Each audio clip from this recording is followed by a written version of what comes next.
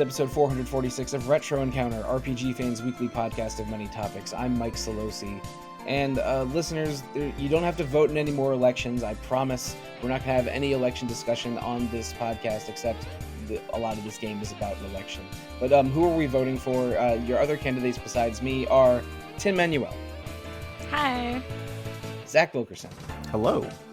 And making another triumphant return to the Retro Encounter podcast, Alana Hagues. Please don't vote for me. Alana, Zach, Tim. One of the biggest RPG releases of this year was Metaphor ReFantazio from Studio Zero within Atlas, which is within Sega. And when I was doing some background research for this, I know that we've had Metaphor, or for many years it was referred to as Project ReFantazio.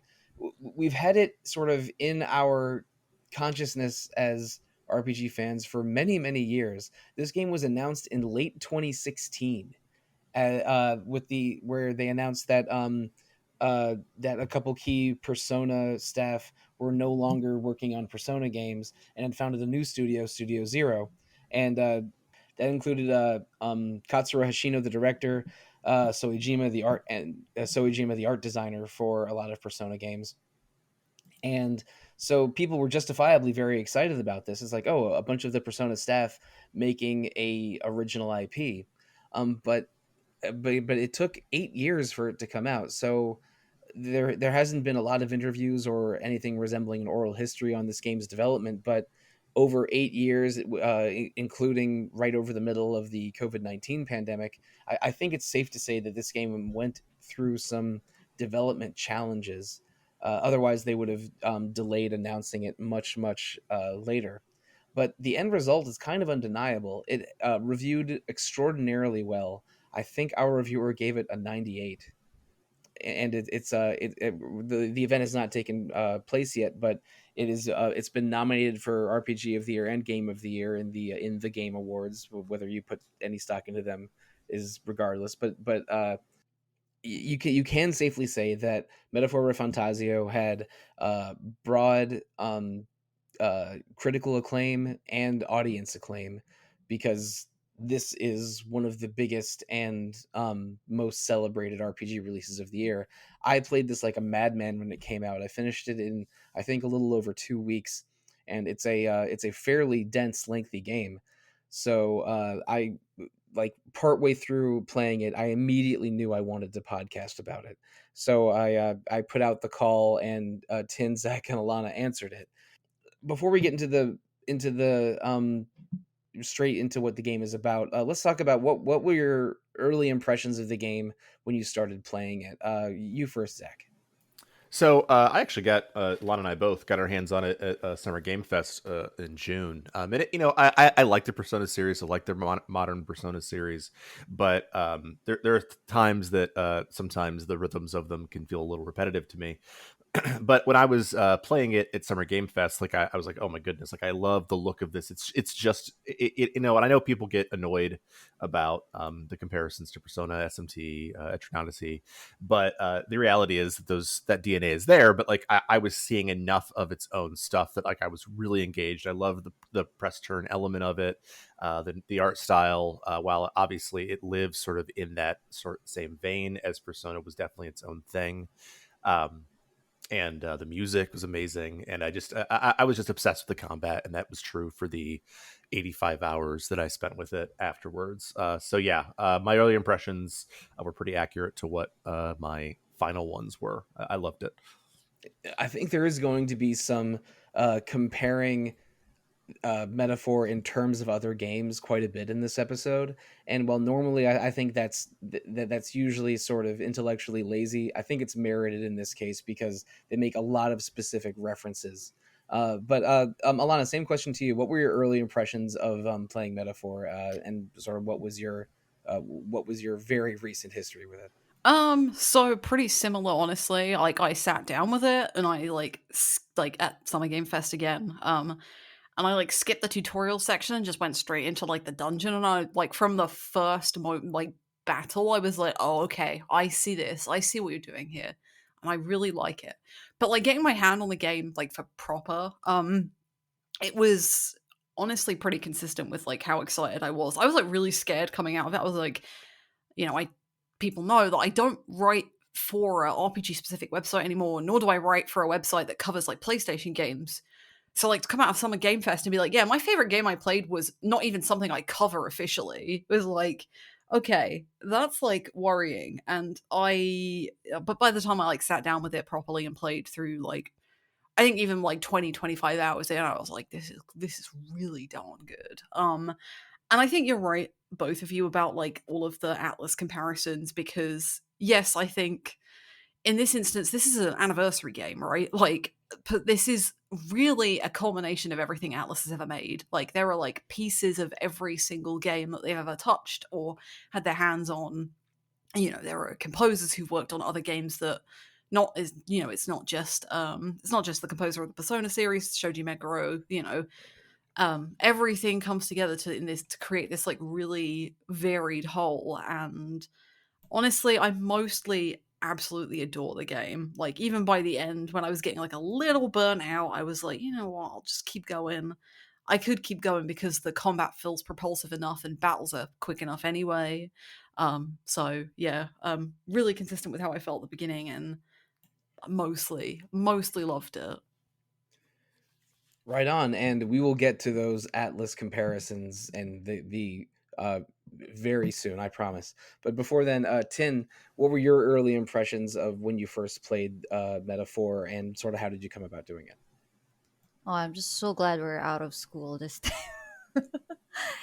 And my first impressions were mostly during my experience during the demo, and I was already blown away by the visuals alone.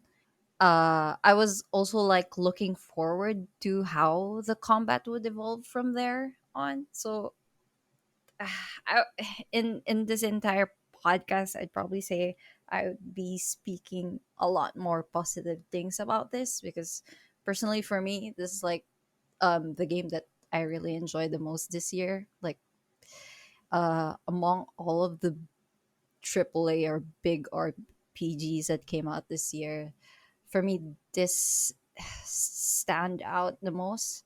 Um, Particularly because of the music, the story, and the the press turn combat was really so much fun for me. So yeah. And we will get into all of that starting right now. Um, I'm not sure where to begin with this thing because it's doing so much, and I think any thread that we start with will just end with us just excitedly gushing about it. But I guess the very beginning is our main character is riding on a carriage and sort of gets and but then gets held up by bandits and knocked off the carriage. So you have to sort of wander across a desert to the city of Grand Trad. And in this, you um, learn a little bit about your background. You're accompanied by a fairy. This is a world where there's multiple races of people living in sort of harmony, but also a very sort of regimented caste system. There's sort of there's 9 races. 4 of them are sort of considered upper class. 4 of them are considered lower class, and then your race, the Elda, is below lower class. Uh, the nation of Uchronia and the city of Grand Trad has a lot of opulence and wealth, but it is definitely masking a sort of slums and downtrodden sort of beyond that wealth. There's even at the very beginning, the sort of racial attitudes that you experience, and walking around Grand Trad a little bit and reminiscing on your own past. You were from a village of mostly Elda, where an exiled prince was your best friend, and there was an assassination attempt on the prince. The prince is very sick, so he is sort of was whisked away to this village of Elda to avoid sort of a second assassination attempt, and you were his best friend. So but at the very beginning of the game, like you're making your way to Grand Trad, and there's an assassination, a successful assassination of the king, and that sort of throws the city into disarray. And they're trying to figure out who the next king is going to be. There's sort of this general Louis has a lot of support from the military and from the people, but also the state sponsored religion. But Forden, the sort of pope of the state religion, is also trying to become the new king. And so there's just a lot of political turmoil that you immediately enter.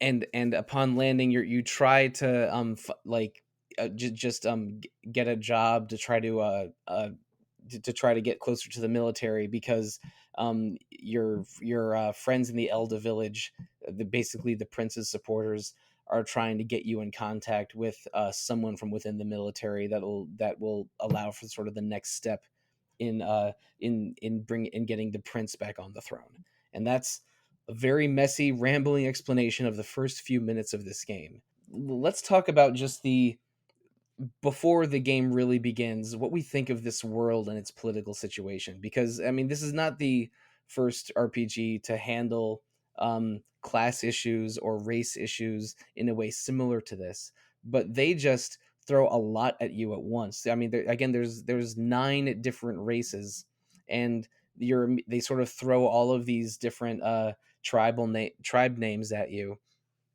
while clearly illustrating there's a hierarchy in some place, and this is definitely not a utopian society. It's not it's a functioning society that has a lot of strife and a lot of injustice. And the early part of the game sort of establishes you as the best friend of an exiled prince, but also is exposing you to all of this injustice to give you an idea of the state of the city. So what do we feel about this early world building and sort of the different races of people and the political system, but before the game capital B begins?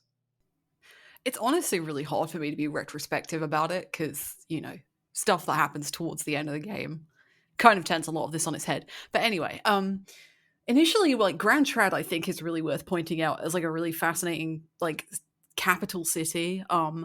Like, it is this like melange of like people, and you walk around and you see like speech bubbles being like, oh, that elder, like, what's he doing here? And people like turning your nose up at things. So it does a really good job at like making you feel like, Gallica tells you not to stand out, and then immediately like everyone is like watching your every single step around the city. But Grand Trad is like kind of amazing. I love how it is kind of the central focal point, and you come back there later on, and it's really a base of operations for a lot of the game, even though you move around the place. But it does a great job of like establishing like what the mix, or like what the general populace of Metaphor is like. One of the things that I did really early on is I would get confused between the races, because like, besides a few of them, there are not like a huge amount of differences. Like, I spent way too long trying to figure out what makes an elder different from a Nidia, for example. And you don't really find that out until very late on. And really, the elder is like closer to a normal human being than any other race. But, that's all with future context in mind. Yeah, I had to read some of the codices to keep it straight, like what their names were and who was what. I eventually got fairly fluent in it, but this game just throws a lot of new words at you. And yeah, Nidia at first, I would identify Nidia because they had very shiny eyes and hair that was almost like that was a lot of like jewel tones.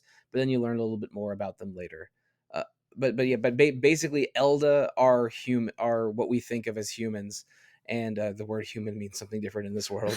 And then the other 8 races will have 1 or 2 distinguishing features that make them non-Elda, like Ishkia have wings. Yeah, I was gonna say the Ishkia and the UG for the easy ones to Yes. single out, and obviously the Clemor and the the elf people, which but yeah, I think it does a really good job of like laying things out, and I think in contrast to like a lot of other Atlas games, like, it's not a very slow start, and it really starts very differently as well. Like, you get the setup, you get the job, and then you go on the job, which we'll talk about in a bit. But like, you don't really fall into a general structure of an Atlas game until like hour 10 or 15. But at no point did I think that like 10-hour run was like slow at all. Yeah. I mean, even the cinematic you get before you even hit start, where you see Louise kill the king, is really compelling. And I think that so much of this game and why this game works is about what happens in this first 10 hours, where things are just consistently moving. And I think the whole game, while I think that the end, where you have that whole month, and then we'll talk about the ending, gets a little bit slow. Like, the pacing is just so strong. And I think, like, by introducing all that stuff and just sort of letting you figure it out, it does something that I think a lot of JRPGs don't do, and that is it respects our intelligence. It allows us to sort of figure this out. It allows us to have some uncertainty, some things that are unexplained that we're not supposed to be certain about. And also, can we talk about the fact that Gallica is like the only non-annoying helper character in the history of Yes. Atlas? Oh yeah. She's so good. Actually, like, she's sassy, she's funny, she keeps you moving along and trucking along, but she doesn't tell you to go to bed every night. And I think that's just like, it's endemic of the whole game, just sort of understanding how to make the rhythm of it work. And I think that the rhythm of it is established here. And yet Gallica's not nearly as chirpy as, say, like a Zelda fairy, or but and not as annoying as Morgana, or even the navis that you get in Persona games, like Rise or Fuka. But there's always a button to consult with Gallica when you're just wandering around town, and she'll tell you every side quest you have open, what characters and followers are available to talk to. She's extremely helpful and way less annoying than this kind of character can often be. But also, she even mentions at the very beginning of the game something I thought hilarious. She's like, "Oh yeah, if you hear music in the background, that's me telepathically like beaming music to your head." It's like, oh wow, they're actually explaining BGM in a video game for one of the first times of my memory. It does kind of make sense though, doesn't it, with the like whole message of, well, part of the message of the game, like, well, I'll talk about that later, I guess, but yeah, like, experience fantasy and you like read something, you hear the dialogue, you hear things in your head. It's kind of like the same thing anyway. And this is jumping ahead a little bit, but Yeah. I also love how when you unlock fast travel, they make it very clear that in this game the cities are far apart and it'll take multiple days journeys to get from city to city. But when you unlock sort of teleportation fast travel, everyone freaks out a little bit. They're like, "What? You can teleport to any place you've been before? This is incredible! What? Oh, we need to keep this quiet." Like, it was them actually acknowledging it, and how sort of game breaking it is in a way. It was very funny to me. But like, they acknowledge some of the video gaminess of this story in a ways that's not quite fourth wall breaking. It's just a very clever acknowledgement that I enjoyed a lot. As the story continues in Grand Trad, you enlist in the military because you know that the contact you need to get in touch with is in the military. You meet Stroll, who is a from a very minor noble family that died out because of an attack on his hometown, and he's also joining the military to try to sort of like reclaim titles, rebuild his house, so to speak. And so you and Stroll become fast friends. He doesn't seem to mind that you're an Elda, although he is a bit surprised. And you are sent on your first military excursion, and it's to a fort on the outskirts of the city, or just outside the city, that's under attack by a human. And humans with a capital H are one of the central groups of enemies in this game. They're considered like sort of their own enemy type, and it's the only time that human is used in the game. None of the tribes are referred to as humans, but these humans are sort of twisted monstrosities. Several of them are taken directly from the painting "The Garden of Earthly Delights" by Hieronymus Bosch, especially some sort of the ones that are awkwardly shaped as birds or eggs. The one of the first major bosses of the game is sort of this weird, I don't know, like merry-go-round giant egg on legs thing that but that's directly taken from the painting. So like, this is a sort of twisted hell version of what a person is, or what Metaphor ReFantazio's humans are.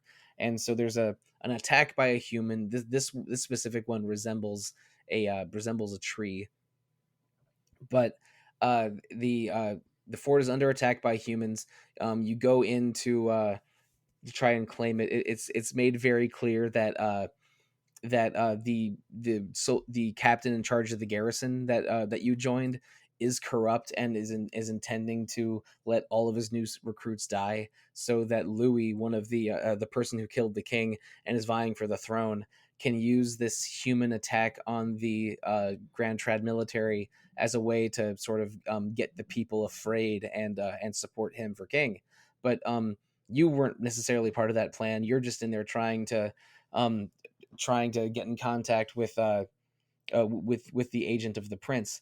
But you go in there, um, and when you're fighting this human and doing poorly, you suddenly awake to mysterious powers called archetypes. Like a female voice speaks in your brain and basically says you can borrow the It says, powers. "I am thou, thou art I." I'm sorry. A little bit like that. It's not that much different. But by borrowing the powers of heroes of legend, you gain the archetype of seeker, or seeker of knowledge, I think is what's sort of short for. But basically, like a giant knight is summoned behind you, like a JoJo's Bizarre Adventure stand or a Persona, and sort of gives you powers to defeat this human. And shortly after the battle, Stroll, who's been traveling with you, awakens to archetype powers of his own, but his is the warrior. And so basically, explaining archetypes is a little strange because they do stuff in the story with archetypes later in the game that I'm not sure I even fully understand now. Uh, but like archetypes are embodiments of previous kings and heroes, and will grant powers to people who are sort of like seeking justice or seeking the will of the people. And so you're starting two jobs from this very early part in the game are Seeker, which is kind of an all-arounder that has some healing, some boosting, some attacking, and Warrior, which is a strictly physical offense job. And Warrior is sort of Stroll's natural job, and Seeker is kind of the protagonist's natural job. But eventually you get 14 different tracks of jobs which can upgrade and sort of cross over a little bit with a total number of archetypes that's I think between 40 and 45, but a couple of them are exclusive, so every character gets exactly 40 jobs to level up. But I think now maybe we should talk about more.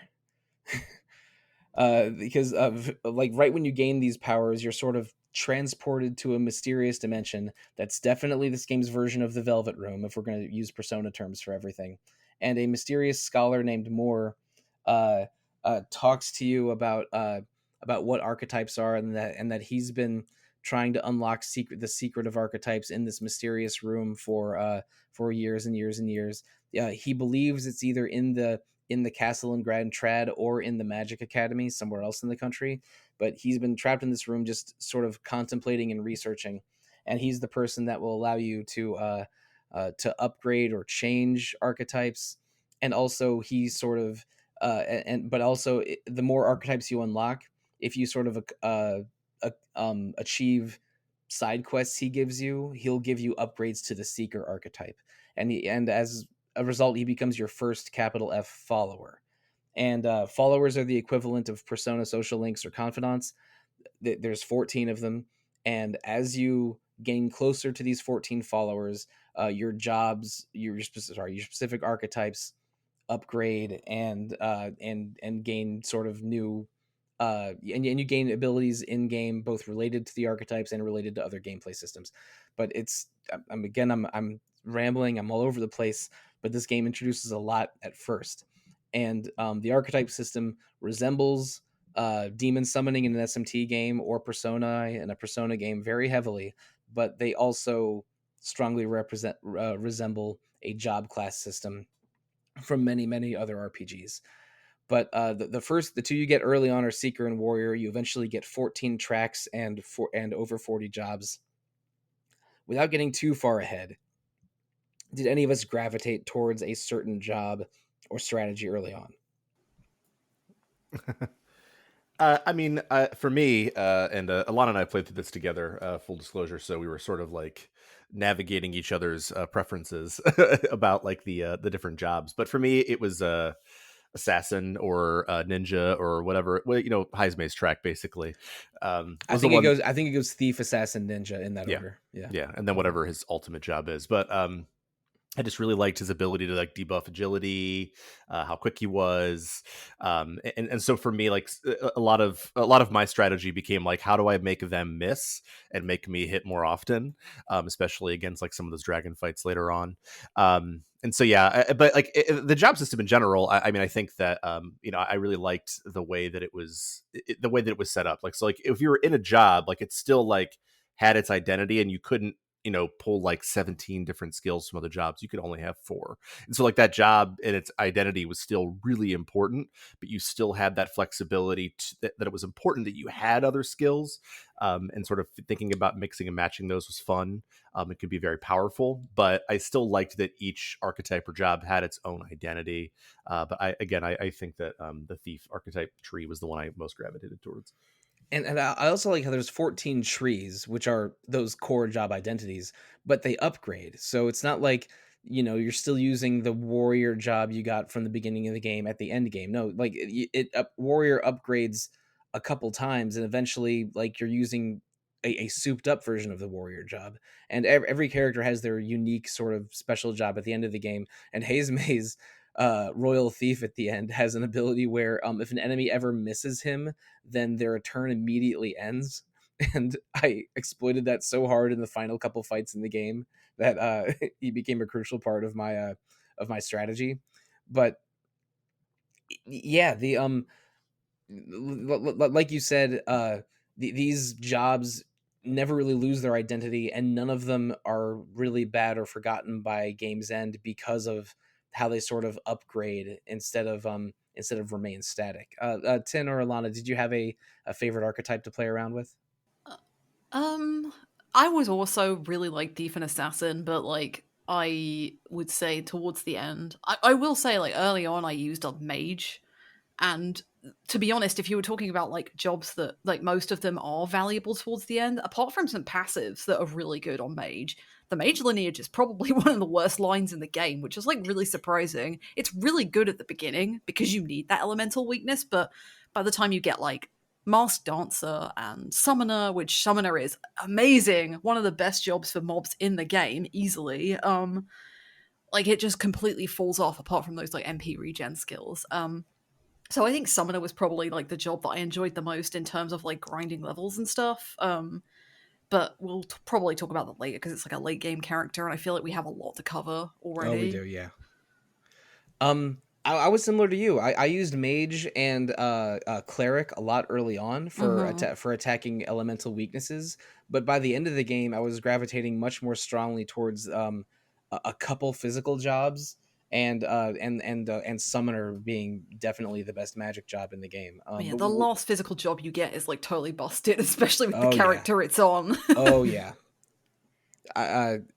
Yes, no arguments here. But Tin, did you have a favorite archetype? I, I was pretty much the same as you guys early on. Like I really held on to the mage archetype because I badly needed MP all the time in every dungeon. But uh as I progressed through the game, I really like as soon as I unlocked the faker or the trickster line because it helped me use a lot of those synthesis skills and also and even managing to deflect and skip turns for the enemies was just game breaking for me. So I mostly use that up to the end game, apart from Hagues' assassination skills. Mhm. Yeah, those jobs were ones that we didn't play around with a ton. But like as I was looking at the skill tree, I was like, "Oh man, that skill's broken. That skill's broken. Like we should have used this a little bit more." Yeah, Faker is like really popular, and like one of the other jobs that we didn't really play around with was Merchant, which that was the one I was gonna talk about. Ripped, yeah, yeah. I mostly had people stick to one or two jobs that were close to their sort of natural job, But I Mhm. had the main character as a cleric or merchant almost the whole game, because that guaranteed I always had some healing, and the merchant's abilities to use money and deal extra damage, especially when you upgrade it to the tycoon job, get extraordinarily powerful. Right, it's your only source of almighty damage for a long time as well, so Correct, yeah. yeah. So I until I got the main character's exclusive job, I had him as a merchant or tycoon a lot. And also there was passives to increase your rate of dropped items in merchant, so just always having someone in there to play merchant was very, very helpful. But the merchant also has two elemental weaknesses, or I think one physical and one elemental weakness, so that was a little annoying to deal with. But yeah, the job system in this game, absolutely wild. But continuing the story a little bit, you end up meeting your contact in the military, and he's a rogue. Oh, I feel awful for forgetting his name. Grius? Yeah, Grius, that's him. You meet Grius, who was the captain of the guard for the king many years earlier, and he helped the exiled prince escape. Well, they say exiled. Really, you just the prince. He assisted in faking the prince's death. And he so and because he sees the heirloom sword that you wield, he knows that you're the contact he's running into, and so his plan is to basically crash the political event happening, kill Louis, and out of revenge for killing the king and the prince, because he believes Louis also killed the prince 10 plus years ago. And then like announce that the prince is still alive and restore him to the throne. And Stroll immediately is on your side because he's seen these archetype powers and believes that there's something special about you, and is shocked to learn that and eventually is told about the prince staying alive. But he becomes your fast friend basically immediately, which is great. We all love Stroll. And so you go into town, and I forget if this is before I think this is, well, you go into town, you meet the proprietor of an inn, and who is also looking after Grius's adorable daughter.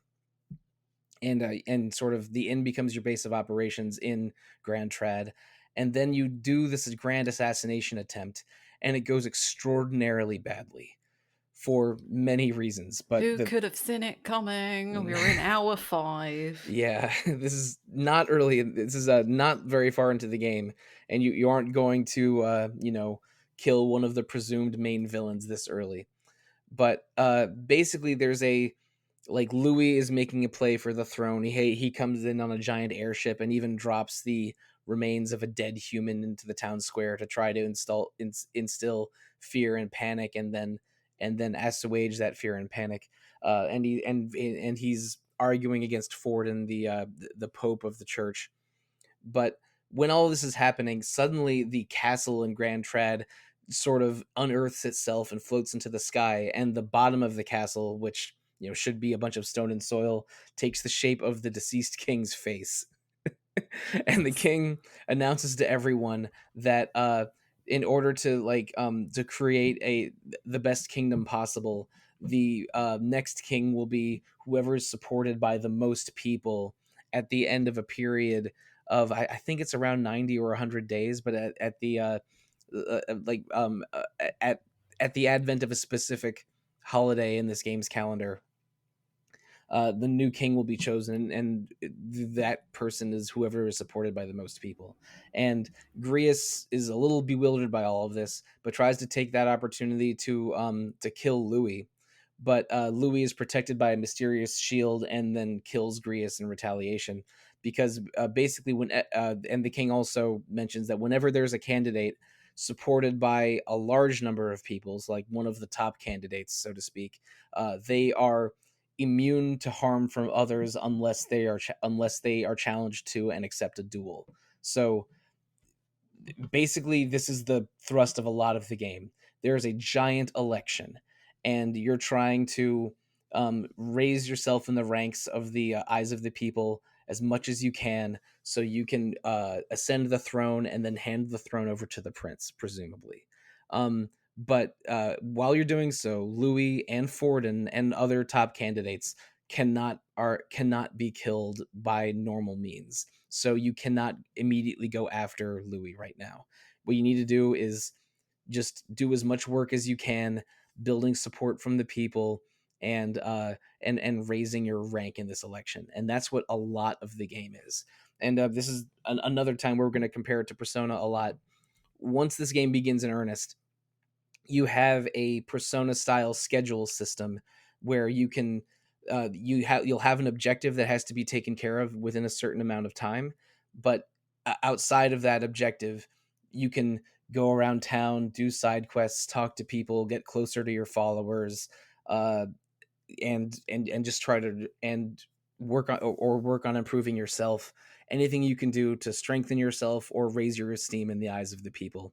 And this is probably where most of the Persona comparisons come from. But this game has its own days of the week system and everything. There's 5-day weeks, which took me a little while to get used to, and a store discounts on every 5th day of the week. And learning the ins and outs of the schedule and the ins and outs of each town that you visit sort of will serve you will allow you to exploit this game's mechanics and take advantage of everything that they give you. So yeah, also around this time, there are a series of attacks coming out of Grand Trad's cathedral, and some soldiers were sent to take care of it, but it looks like there's more going on here. So after Grius's assassination, you're joined by Eisenberg, who is a former knight of the king's castle and one of the people present when the prince was almost assassinated. And she recognizes Grius and realizes that you are that you guys are involved somehow. So she helps you get out of that crowd and becomes your third main party member. You like when you sort of go into the catacombs to figure out what's going on in the cathedral, you end up meeting a mysterious necromancer who revives Grius's corpse to attack you, which is dark for being this early in the game.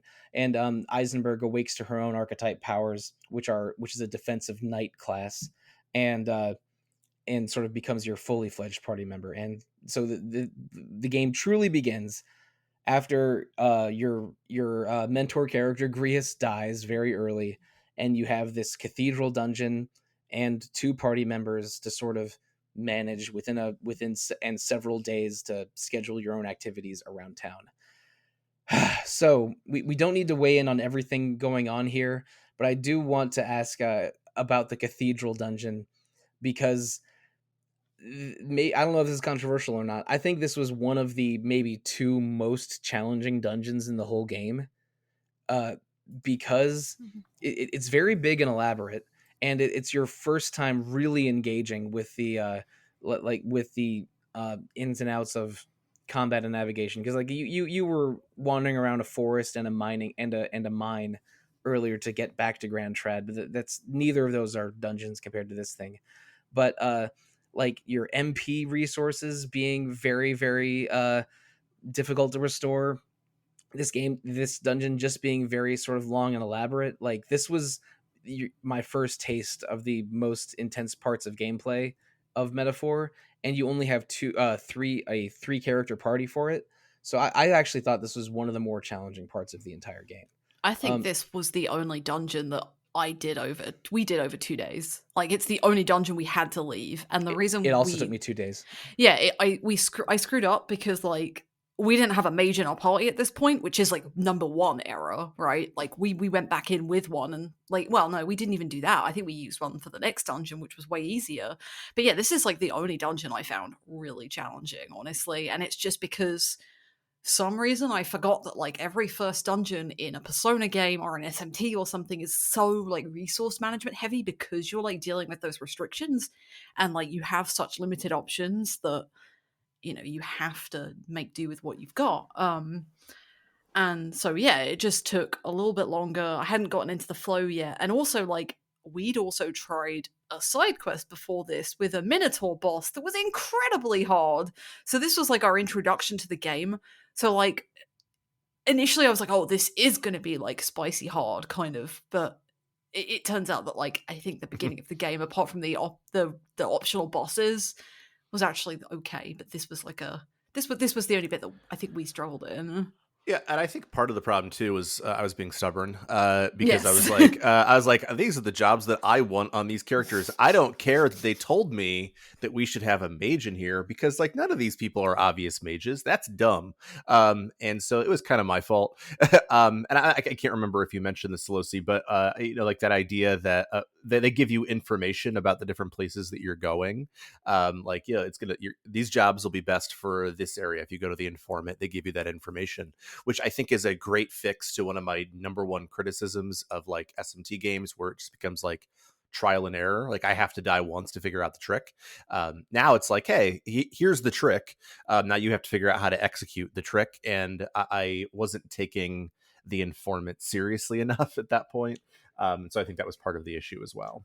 But like Alana said, mages and clerics are extremely valuable in the cathedral dungeon. There's a bunch of undead that are weak to cleric holy attacks, and the cleric job track is unlocked by talking to Grius's daughter Maria, who's again an adorable little girl. She's obviously the Nanako of this game, to use Persona words again.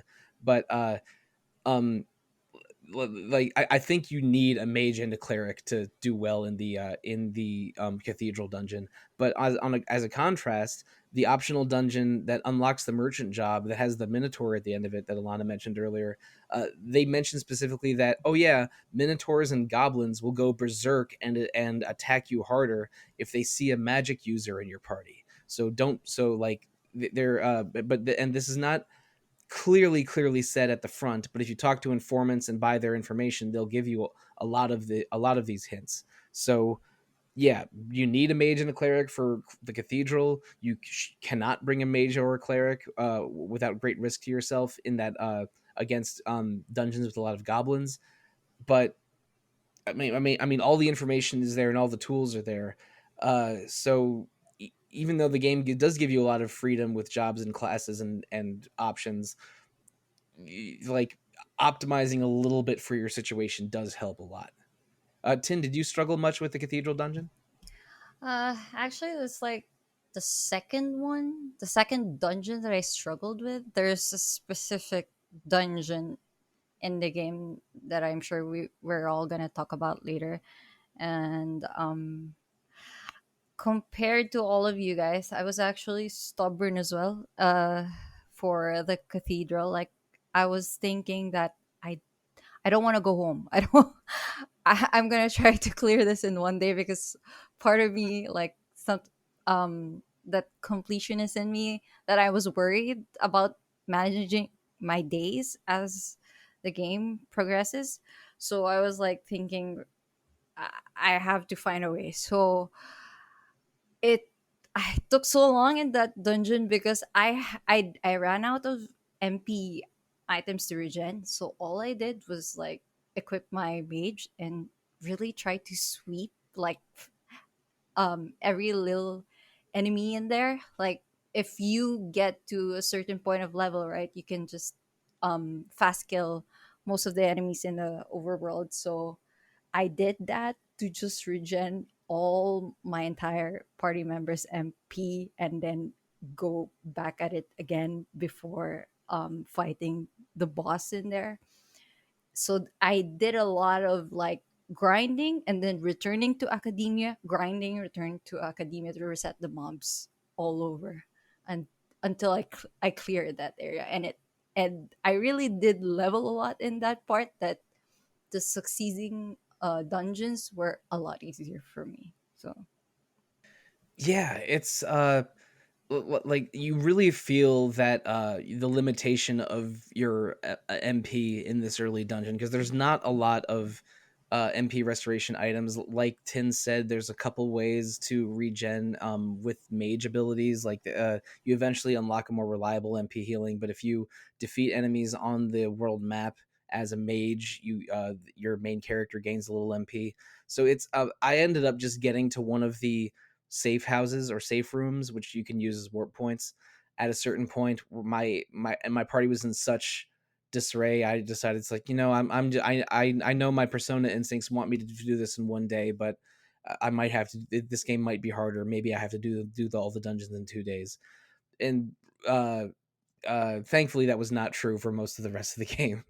But yeah, this the cathedral is an unusual sort of early difficulty spike, and I think again most of the rest of the game is considerably easier.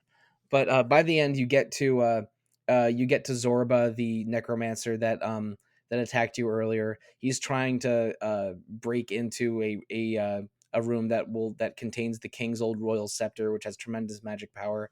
You defeat him in a boss fight where he mostly just summons undead and powers them up. But if you have like two clerics on your team, you can wipe them out pretty easily.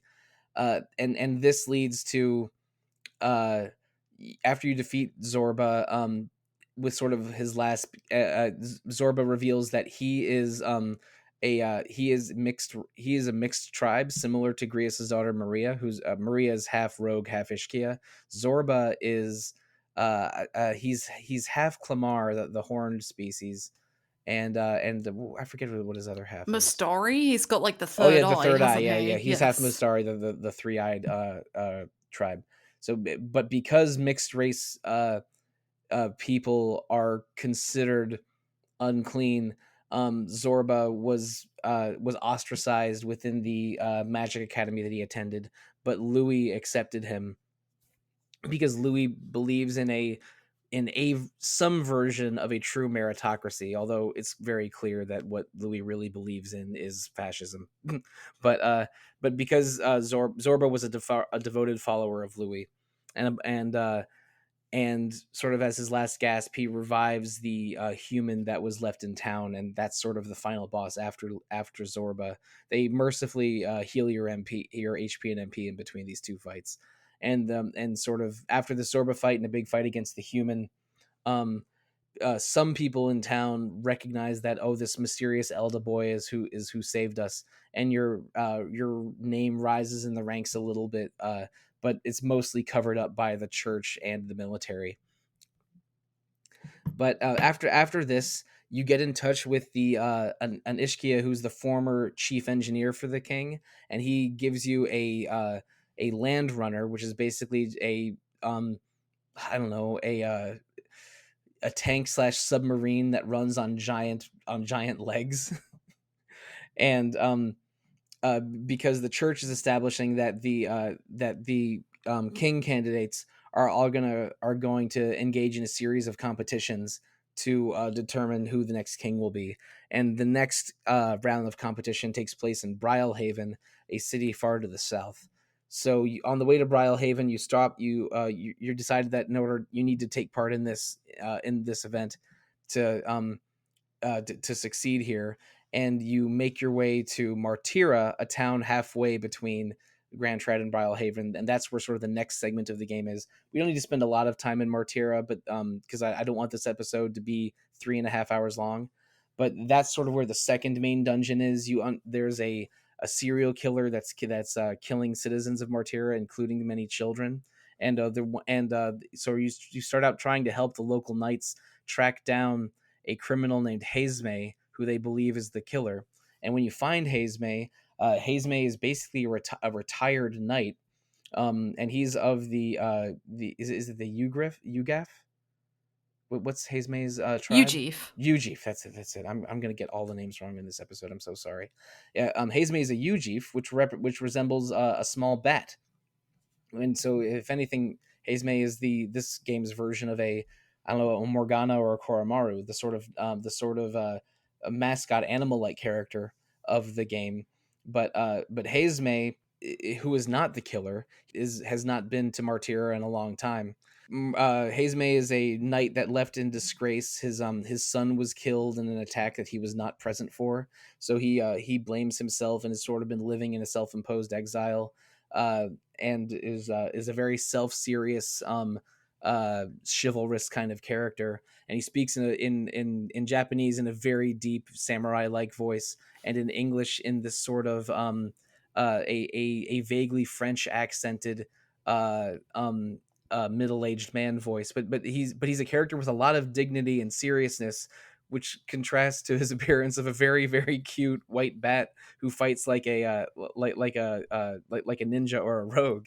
And when it's clear that Hagues is not the villain here, but he is just as outraged as you are that children are being killed and he's being framed for it. So with Hazme as your new fourth party member, and he eventually awakens to the thief archetype.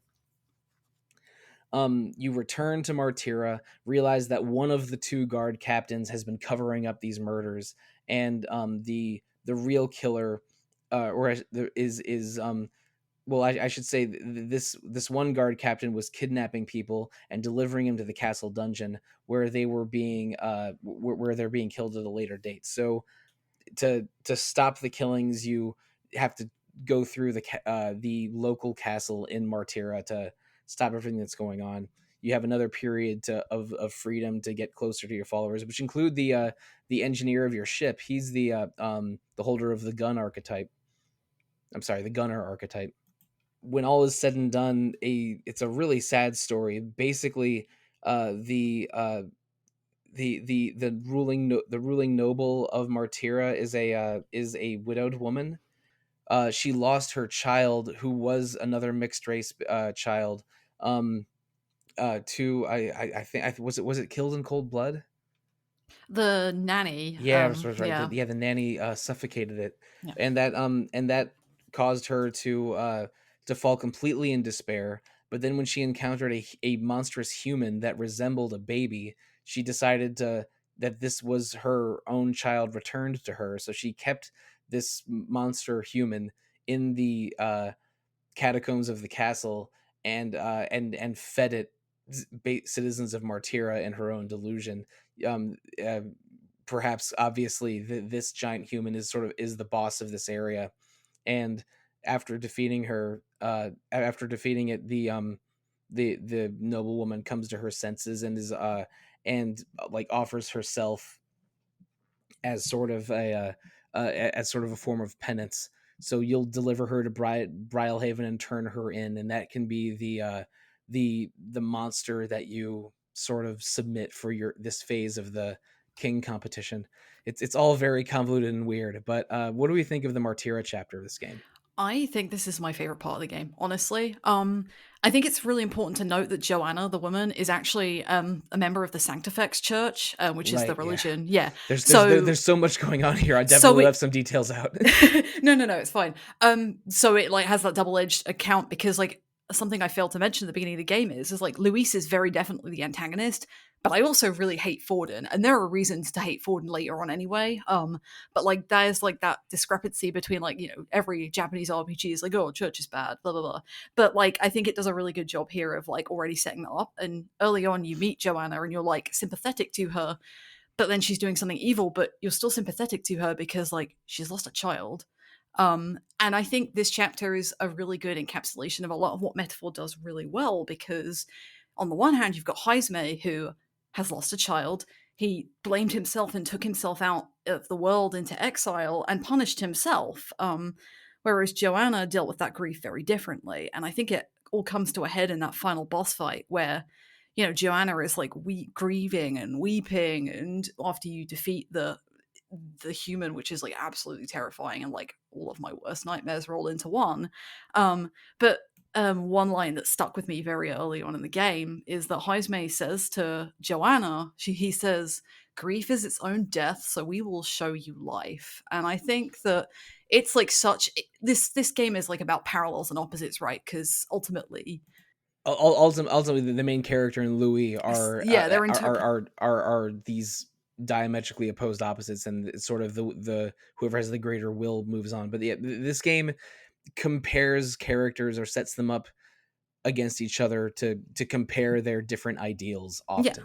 Yeah, exactly. And like with the main character and Luis in particular, they take one piece of text and both come away with wildly different interpretations, whereas this is like a really significant event, and I hate saying it like that because this is the death of a child, right? And two people react to it in two very different ways. But I like that with Joanna in particular, I do like that the party, like, they don't necessarily forgive her, but they absolutely empathize with her. And I think that that's really crucial to this, like, plot line. Like, she's clearly done some very terrible things, but the party understands that, like, this is, like, a level of grief that none of them, apart from Hagues, have actually experienced. And so they give her the dignity of like choosing how to like give herself up or do whatever. But I think in particular it's that Hagues Joanna dynamic that really makes this part of the game really, really stick out to me, and I still think it's probably my favorite arc in Metaphor. That was all very smart. But we talk about how the fact that if you get caught by that big baby human thing early on, you have to fight it. And I was like, oh, I bet I'm going to get a bunch of experience if I fight it here instead of later. And no, I didn't. So you wanted to stealth your way through that area. But yeah, I don't really have anything additional to add. I agree. I think that I've seen some discourse about like, oh, you're not supposed to forgive her. How can you forget someone who kills all these children? I'm like, that's not really what's happening here. And people aren't paying attention as usual. Yeah, that's where it's inspired by. I'm just like, really? You really like think they forgive her? It's like, it's not that easy. And like, one of my problems with the ending is that it does feel a bit more black and white. Like it's very, very white and light. But like, this is like a complicated situation that, yeah, I can't really boil it down into words in like a podcast, but we did an episode on scary parts in RPGs a few weeks ago on Halloween, and I specifically brought up humans in Metaphor because of this chapter. It's this boss. It's terrifying. That baby, like it evokes every trope of horror babies or horror dolls that you can think of into one RPG boss, and it's just terrifying. Don't play Resident Evil 8, and also I've heard of that final one. boss of Parasite Eve also freaks me out for very similar reasons. We also talked about that game on that specific episode, but like, I mean, I don't even care for the Calbrena dolls in FF14. I'm sorry, FF4 or 14. How do you think I handled this? I did not enjoy it, and I am aware of the, let's say, Dollhouse segment of Resident Evil 8. I've heard other people talk about it on podcasts. I am never playing that game for as long as I live. Very intense part of the game. And it ends up with the one guard captain that was your ally. It joins you as a follower. He's and his arc is, I think, actually very interesting. Like, he's trying to become a responsible governor of Martira to replace Joanna's rule, and he runs into his own sets of trials and tribulations there. But the job he gives you is pretty interesting. It's called is it called General, I think? I can't remember if Commander or General is the first line. I think it's Commander, then General, then Warlord. That's it. Yes. Yeah, but it's like a mix of a physical job that with some physical elemental attacks, but also like you give command moves to change your party from front row to back row at the same time, or boost offense or defense based on your moves. It's a very, very interesting mixed physical support job that I ended up using quite a bit. But yeah, moving on a little bit again. Your next town is Brylehaven, which we mentioned before. It's at the far south of the map. It's a port town. I think they said it's the second biggest town in the kingdom, other than Grand Trad. And here, it's a little bit shorter. You're trying to get in contact with Louis directly, to sort of pledge your cause to him, to basically, by pretending to be a candidate supporting Louis, that'll get you closer to Louis and figure out his weakness or a means of killing him. And at Brylehaven, you turn in Joanna. She's publicly executed. Fordham and the church people are very upset because this makes the church look very bad. But Louis is intrigued and does get an audience with you. But what you also need to do is to see if there is if Louis has something on his person that's related to the prince's curse, because you believe he was the assassin that killed the prince 10 years ago, because it was someone who was small in stature, and Louis was a teenager magic specialist in the army at that point. So the third dungeon of the game is one of the shortest. It's just sort of sneaking in through Louis' airship. You do some stealth around some knights and defeat I don't think you even need to defeat all of them, but they give you like between like 4 and 6 army captain bosses, and you have to fight around half of them to continue through the dungeon. But at the end of it all, you discover that Louis actually has the same book that the protagonist is always reading, a book that's about sort of a utopian fantasy that sort of like, and in flashbacks, the prince gives you the book, says that this represents his ideals. He wants to live in a kingdom where everyone is equal and everyone can trust each other. The setting of the fantasy novel resembles modern Japan. So and the characters in there are which we know as modern humans resemble Elda. So this book is a constant source of inspiration to the protagonist, and he often shows it to his party members, and they always, each one of them, as they read it for the first time, notice something interesting about how different the world in this utopian fantasy is different from their world. So, and it's almost like a welcome to the team moment whenever someone reads the utopian novel. But Louis has a copy of that novel, which is a banned book by the church, in his personal library. So that's suspicious.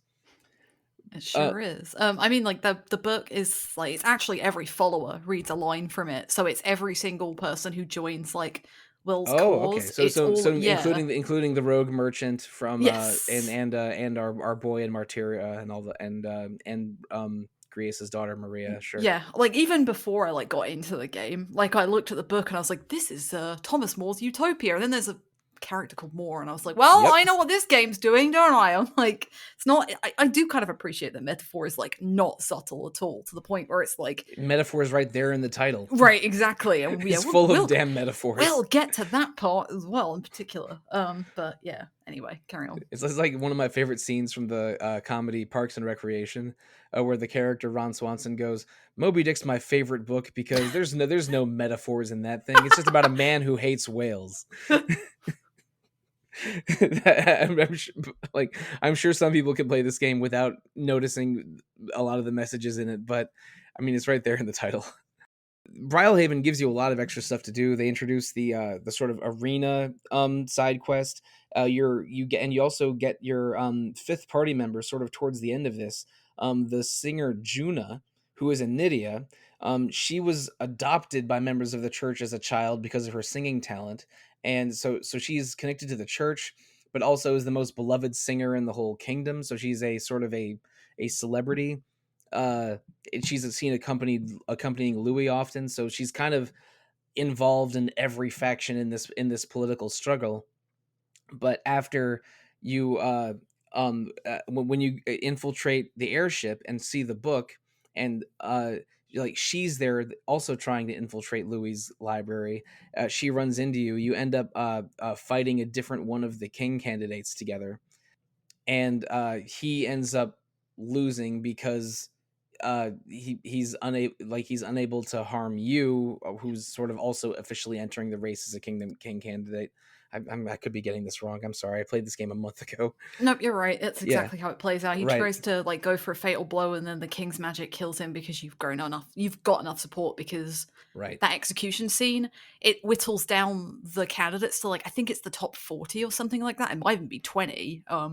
So by that point, so this is just like, yeah. so this is just Dick Clark or Top of the Pops or something. You got to be in the top 40. Pretty much, yeah. And so the top 40 singer joins your party next, and reveals that she knows exactly what's going on with the prince because she is one of the other agents from outside the Elda Village, just like Grias was. And she's your fifth party member. Her class is dancer, and eventually, mask dancer, and eventually that upgrades to persona master because the dancer class is very unique. In your accessory slot, you equip masks instead of powerful accessories, but each mask gives you extra elemental resistances and 3 skills from other jobs. And you can talk to Moore in academia to give him mask parts, which are named after tarot cards, to forge more powerful masks and give her better skills. I don't love that you lose the accessory slot with her, but Masked Dancer does have a lot of very powerful and interesting tricks, and she can fill almost any role that you want on the team because of what Masked Dancer can do. And like again, she can get like mage skills without having to level up mage because she can equip the mage mask or similar. She has the real highest magic power of anyone on your team, so she's really a really good sort of blaster master.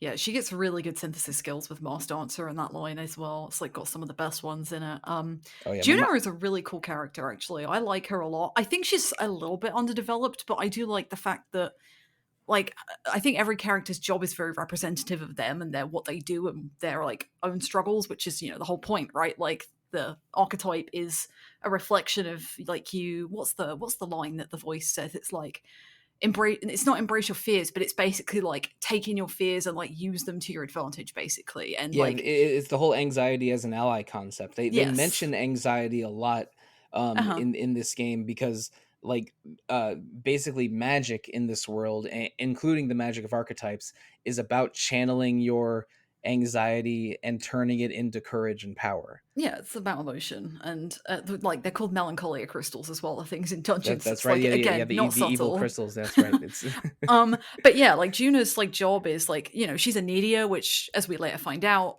Nidia do not look like that. Their natural form is much smaller, like a little dull chibi style, and yeah, like they resemble gnomes or dwarves to me, but with yes, very childlike faces. And but they're able to use magical glamours to appear to be a height and build more like other races. yeah, And there's another Needy follower that you get that gives you the Faker yes, class. He's awesome. I love his quest a lot, it's but really interesting. I was Yeah, desperate to see his miniature I form know. because Yeah, that would have been incredible, but we don't get it out of him regrettably. yeah, but like also she's a singer, right? And she has to do a lot of these like political events and sing for the church, and yet she's opposed to all of it, even though her adopted sister Rella is like one of the most foremost members of the church and a healer of significance.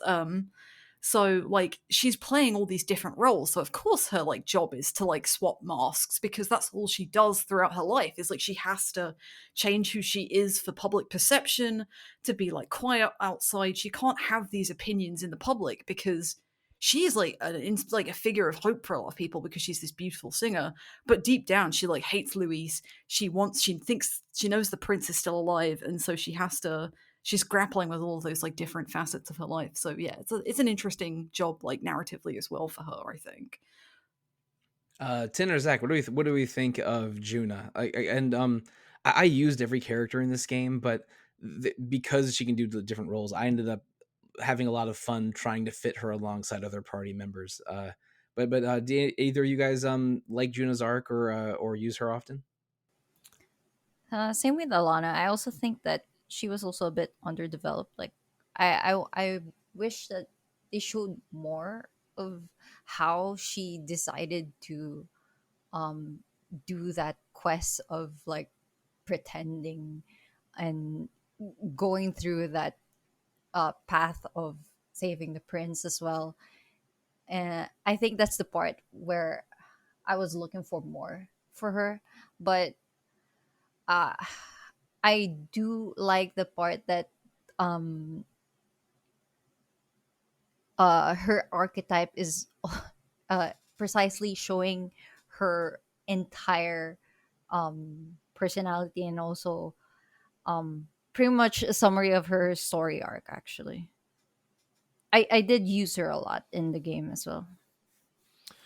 Yeah, she was pretty much our dedicated mage, I think, because Matt's dancer, like, I like the idea of having to gather the masks and like just trying to figure all that out. Like, it was different enough that like I never really jived with the job too much.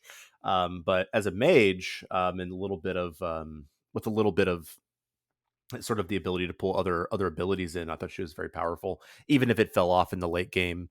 But yeah, I mean, I just like I like that she is just sort of that she is like sort of a ray of positivity in a lot of ways that I think is really nice. But yeah, I agree. Like her whole like sort of sub story or whatever you want to call it is basically just about this other person essentially, and it's not really so much about her. It's about this girl who is sort of like trying to overtake her. So yeah, I would have liked to have seen a little bit more about her. I think that the three characters that join later in this game are far less developed than the ones that join earlier. Oh, okay. No, I'm gonna. Mostly for time reasons. Like, and developed might be the wrong word. I sort of just wish we got more time with them, I guess.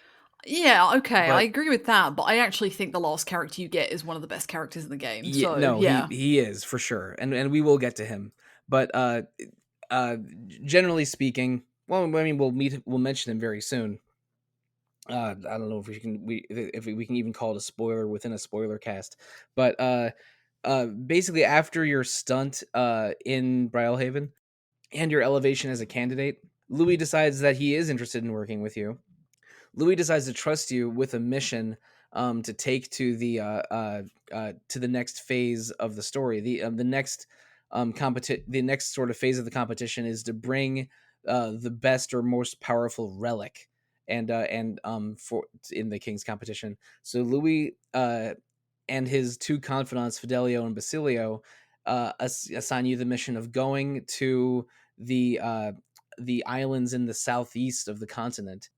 Yeah, and retrieving the sacred spear from the dragon temple there, and then bringing it to Altaberry, which is in the sort of east northeast of the map. Um, but Basilio is really excited to have you guys join because he just really believes in the cause. But his older brother Fidelio is a bit more mistrustful and is maybe the one person that realizes that your aim is to assassinate Louis from the beginning. So Fidelio and Basilio accompany us on this mission. We convert our land runner to a ship in some way, and we go from the port town uh, of Brylehaven east across the water, and the sort of the fourth big segment of the game is in these islands that are mostly populated by the three-eyed tribe. And it's a little bit messy at first. We're thrown into prison because we accidentally see their priestess in bathing in a spring. The church's crier is also there in the basement with us, and he's always sort of been intrigued by us as candidates. But I forget his name too. I feel bad because he's actually a great character. He's an amazing character. Yeah, I can't remember it, but he's such a good like central point. Especially because he's like the church crier as well. So you're immediately like, well, are you not going to be biased? No, and in fact, he's like intrigued. He wants the change and he wants to be different. And then you find out about like he briefly mentions his dad at some point. So yeah, he's a great character. But you end up getting out of prison, and Batlin sort of is your a temporary ally in the islands here. And you discover that the tribesmen here have been giving sacrifices to the dragon temple for many years, and the priestess Yufa intends to make herself the next sacrifice. But you sense something's wrong here, and also you want to get that Draconis spear that's inside the temple. So you decide to go in and rescue Yufa, and also get to the spear and get to the bottom of what's going on. And the Dragon Temple has maybe some of the most plot relevant events taking place within it of any dungeon in this game. And this is the other dungeon I struggled with the most. Not because it was challenging on its own. I mean, there's a lot of stuff going on in the Dragon Temple, but there's an entire optional floor of it that is just full of treasure. And I thought that was the regular route through the dungeon. So I struggled immensely trying to get through it on my first attempt. And really had a rough time. I ended up backing out, using a second day to tackle the Dragon Temple, and realizing, oh no, there's actually these other elevators are where I was supposed to go instead. Yeah, But it's a little confusing. It's really long. It's a long dungeon. There's an entire optional floor full of treasure. The opening floor has these sort of teleporting corridors. If you take a wrong turn, it's very twisting and turning. There is a lot of treasure everywhere, but it's basically a long, very involved dungeon. But it has a plot twist in the middle of the dungeon where it basically parts of it stops resembling in a like a, I don't know, a Central American temple, and starts resembling a like the interior of a Japanese skyscraper. It is literally Shinjuku. It's called Shinjuku, and this is a huge Etrian Odyssey reference as well. Like the whole arc is, yeah. My girlfriend was watching me play this, and early on she was like, wait a second, I recognize this music. This music is from Etrian Odyssey. And then when we got to the Shinjuku, she's like, oh my god, this game is just Etrian Odyssey. It's not a Persona game, Michael. It's an Etrian Odyssey game.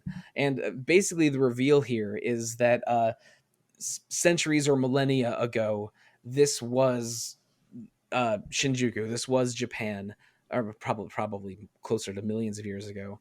And the Dragon Temple were built over the ruins of Shinjuku, and over probably millennia, maybe more, the sort of the humans of Japan, through I think it was the discovery of magic, and then the advent of magic warfare being even more devastating than possibly nuclear warfare, uh, completely scarred and changed the world. Humanity almost all died out. Many of them turned into the monstrous humans that we know of today. Others were isolated and evolved into separate tribes. So basically, all of the tribes used to be humans, and the monster humans of this world also used to be humans. But all of the secrets of that former world are hidden at the bottom of the Dragon Temple. And so the second half of the Dragon Temple dungeon, a ruined building from modern times, or the distant past in the world of this game. But that's also roughly the main twist of the first Etrian Odyssey game. It's like, yeah, the dungeon you're exploring is built over the ruins of modern Japan, which experienced an apocalypse. And I know it's more complicated than that, but the dungeon names from Dragon Temple to the Shinjuku ruins, and the layout of the dungeon, and the Yuzo Koshiro music is all an elaborate Etrian Odyssey reference. And after you finish this dungeon, they decide to rename their town Etria, which is extremely on the nose. But getting to the bottom of it, like Yufa, you're accompanying Yufa here. She's not just waiting at the end for you, and she also discovers that they were not the priestesses were not intended to be sacrifices. They were intended to, whenever there was danger or war, they were to journey to the center of the dungeon, take the Draconis spear, and then use its power to become a warrior priestess and defend and defend their civilization. So it's like, but because a monster took over the center of the dungeon an indeterminate amount of time ago and corrupted the dragon inside, instead of the dragons being an ally and the priestesses being warriors, it became the priestesses sort of they interpreted the scripture as the priestesses being sacrifices. I'm That's probably not exactly right, but that's what I remember and gleaned from this part of the dungeon. Yeah, and that's basically right. Yeah. Well, and at the end of the dungeon, you do fight a dragon that's been taken over by a parasitic human, and then with Yufa accompanying you and awakening to the summoner archetype. And then immediately the human sort of does a retaliatory attack on the village outside. You defend the village alongside Yufa, and also Fidelio and Basilio, who have been waiting sort of injured in the inn, take part in the defense of the town as well. So basically, Yufa joins you as a full party member. Basilio trusts you even more because you're able to help all these people and fight alongside his brother. And Fidelio, who still doesn't totally trust you, it can definitely tell that you're fighting for good and justice, and is starting to be a little bit wavering in his conviction to supporting Louis. And I don't mind talking about Basilio and Fidelio here a little bit. They are Priapus, which is one of the lower castes of the tribes in this game. They resemble what we would call beastmen. They have dog-like or cat-like features, and sort of fur, a lot of fur and animal-like ears. There's also a follower that's a Priapus that gives you the brawler / martial artist job. I really wanted her to join the party. Right? Yeah. Katerina, eat the rich. Oh, wait, no, actually, no. Yeah, she was so cool. Like her whole idea was to be a Robin Hood just to beat up the wealthy people. But then her followers get a little bit too overzealous and just start beating up anyone for money. And so you have to and Katerina even fights you a couple times because she's also a king candidate and wants to defeat the other king candidates for understandable reasons.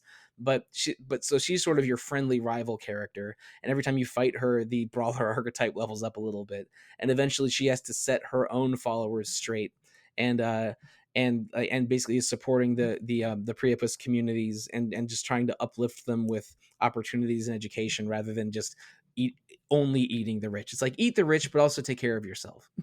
but yeah, Katerina's great. And Basilio and Fidelio are also great.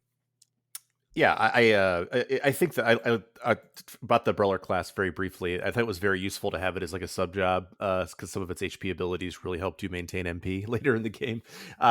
But I think that Basilia and Fidelio I really like as characters. I think they're maybe my two favorite characters in the game. It's hard because like one of them is kind of more like a cat, one of them's kind of more like a dog. But like sort of looking at the trauma that they experienced as children and what their reaction to it is. And I think that looking at the way that I don't want to get too political here, but the way that certain political candidates can appeal to people who have sort of trauma and like the ways in which they can fix it, and they give you they acknowledge your pain and they give you a way to move through it and move past it without necessarily always thinking about what the logical endpoint of that pain would be.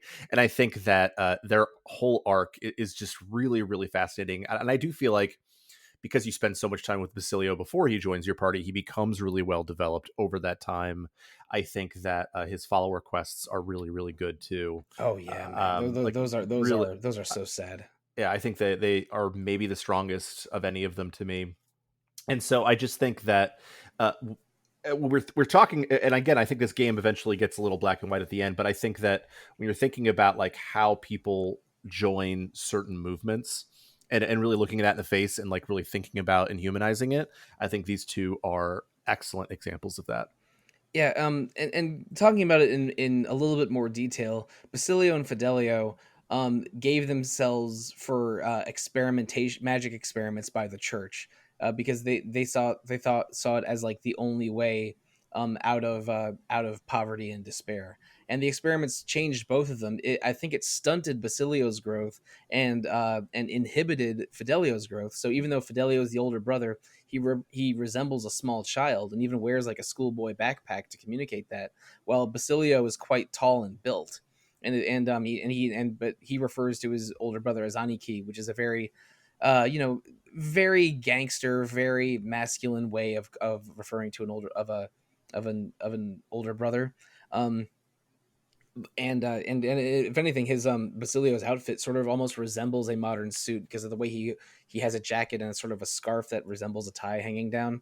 Um, I really like their designs and what it communicates. So these guys were victims of just unthinkable tragedies, but they're smart and strong and talented, and so Louis appeals to them saying that look, I only believe in meritocracy, like the strong should rule over the weak, and if you're strong and talented, I want you on my side.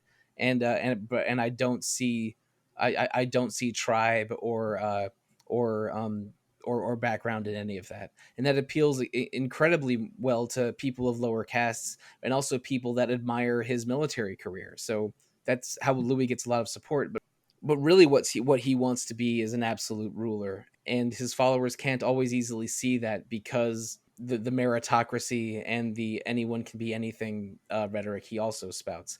And I think we should mention here is that like Ford and Louis and you aren't and Katerina, I guess, aren't the only king candidates. There's something like 10 of them, and you keep running into other ones throughout the course of the game. Some of them will challenge you to duels when you're out on your land runner. Many of them will be talking to crowds on a debate stage, and you can debate them against their own ideals. Some of them are completely silly. Like there's one guy who wants to devote 50% of the kingdom's budget to entertainment and partying. Uh, and there's one who is a Ujif who is a successful businesswoman in sort of land runner and mechanics technologies, and she's just using the entire contest as a way to promote her business. There's one guy who's very racist in favor of Rusants, who are the elf like tribe, and there's one guy who it has like very academic arguments towards harmony, but then weaknesses in those arguments when he has to when he has to explain like exactly how he'll achieve that harmony. And there's another candidate who's basically just a mouthpiece for the church. He's a commander in the church's army. So there's a rich tapestry of characters that we are barely mentioning or not mentioning in this episode. That because there are so many like political statements made by metaphor and like meditations on the nature of Atlas RPGs. We were talking about how this game seems like a Persona game, and then suddenly turns into an Etrian Odyssey game, and then after the Dragon Temple dungeon, I started noticing, wait a second, all of the dungeons I've done so far, not just the Dragon Temple, have things like one-way exits becoming two-way exits, and detailed mapping and planning and gatekeeping, similar to an Etrian Odyssey dungeon. And I've only played a little bit of Etrian Odyssey 1 and 4, but I did play the Persona Q games to completion, so I know how Etrian Odyssey maps work. And this game does resemble a Persona game with its time management, and a lot of SMT games with its press turn system, but it has the map influence of Etrian Odyssey throughout from that very first cathedral dungeon. It's like Alana mentioned over an hour ago at the beginning of this podcast. Metaphor is not just Persona, but in a fantasy setting. It's a fantasy RPG full of political and societal metaphors that's a celebration of every Atlas game made to date. And I mean, and the Summoner class even upgrades the Devil Summoner, and the Seeker class upgrades the Soul Hacker. There are so many references that are way more than surface references. I'm sorry, I went off a little bit. I just get I just get excited when I talk about Basilio, I guess. There were many parts in the game as well that I've noticed that they were already foreshadowing that Basilio is like your last party member. Like every single time when he would talk to Fidelio, like he actually thinks that this party is good. That maybe we should, like, like he's seeing the other side. Yeah. Basilio trusts you because he sees the good you're accomplishing. Yeah, While Fidelio exactly. doesn't trust you because he thinks your actions towards Lewis are suspicious. And it turns out they were both right. Mm-hmm.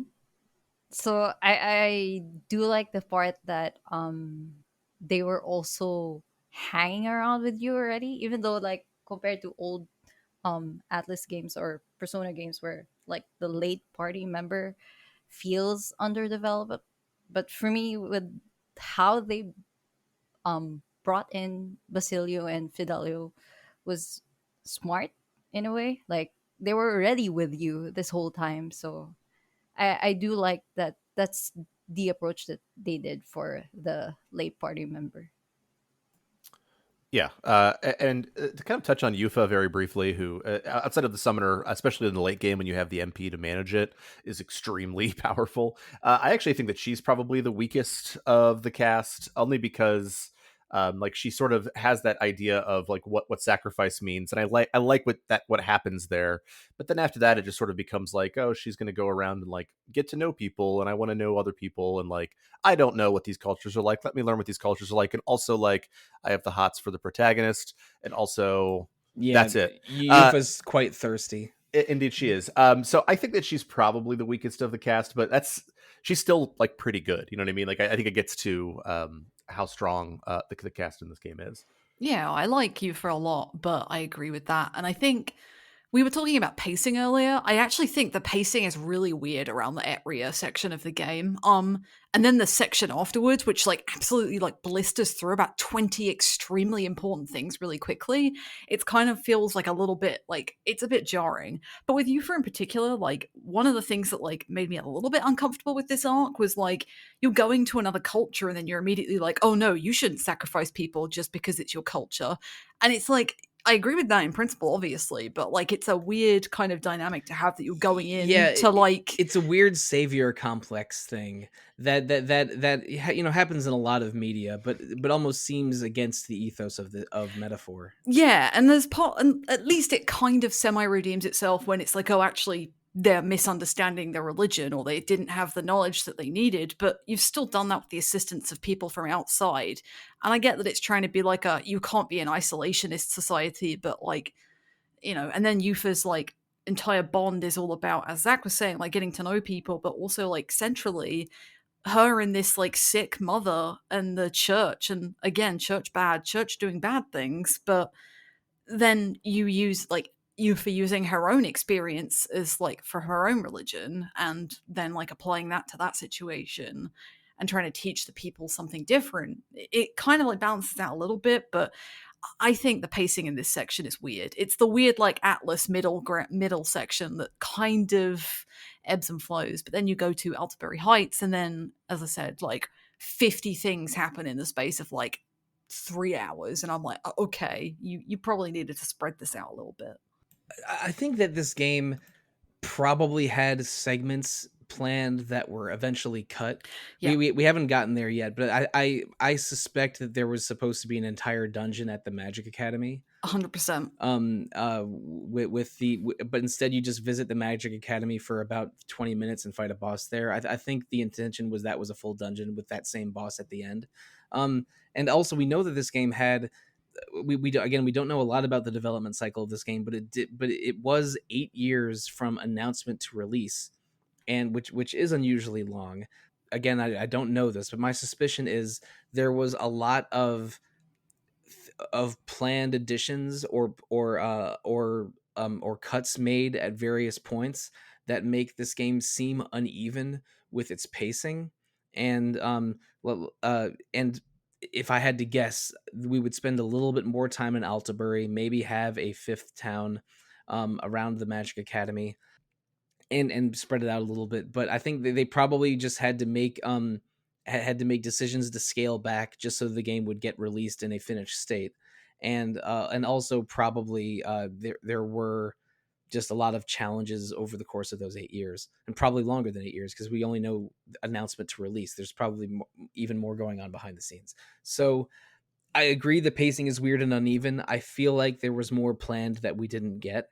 But I can't argue with the end product being really, really great overall. I mean, I hope I'm communicating how much I enjoyed this game. But going back to the story a little bit, in Altabury, there's an event at you decide to use the Draconis spear that you got to assassinate Louis, because it has properties that should be able to break the king's curse. So your planned assassination attempt will take place at an opera event.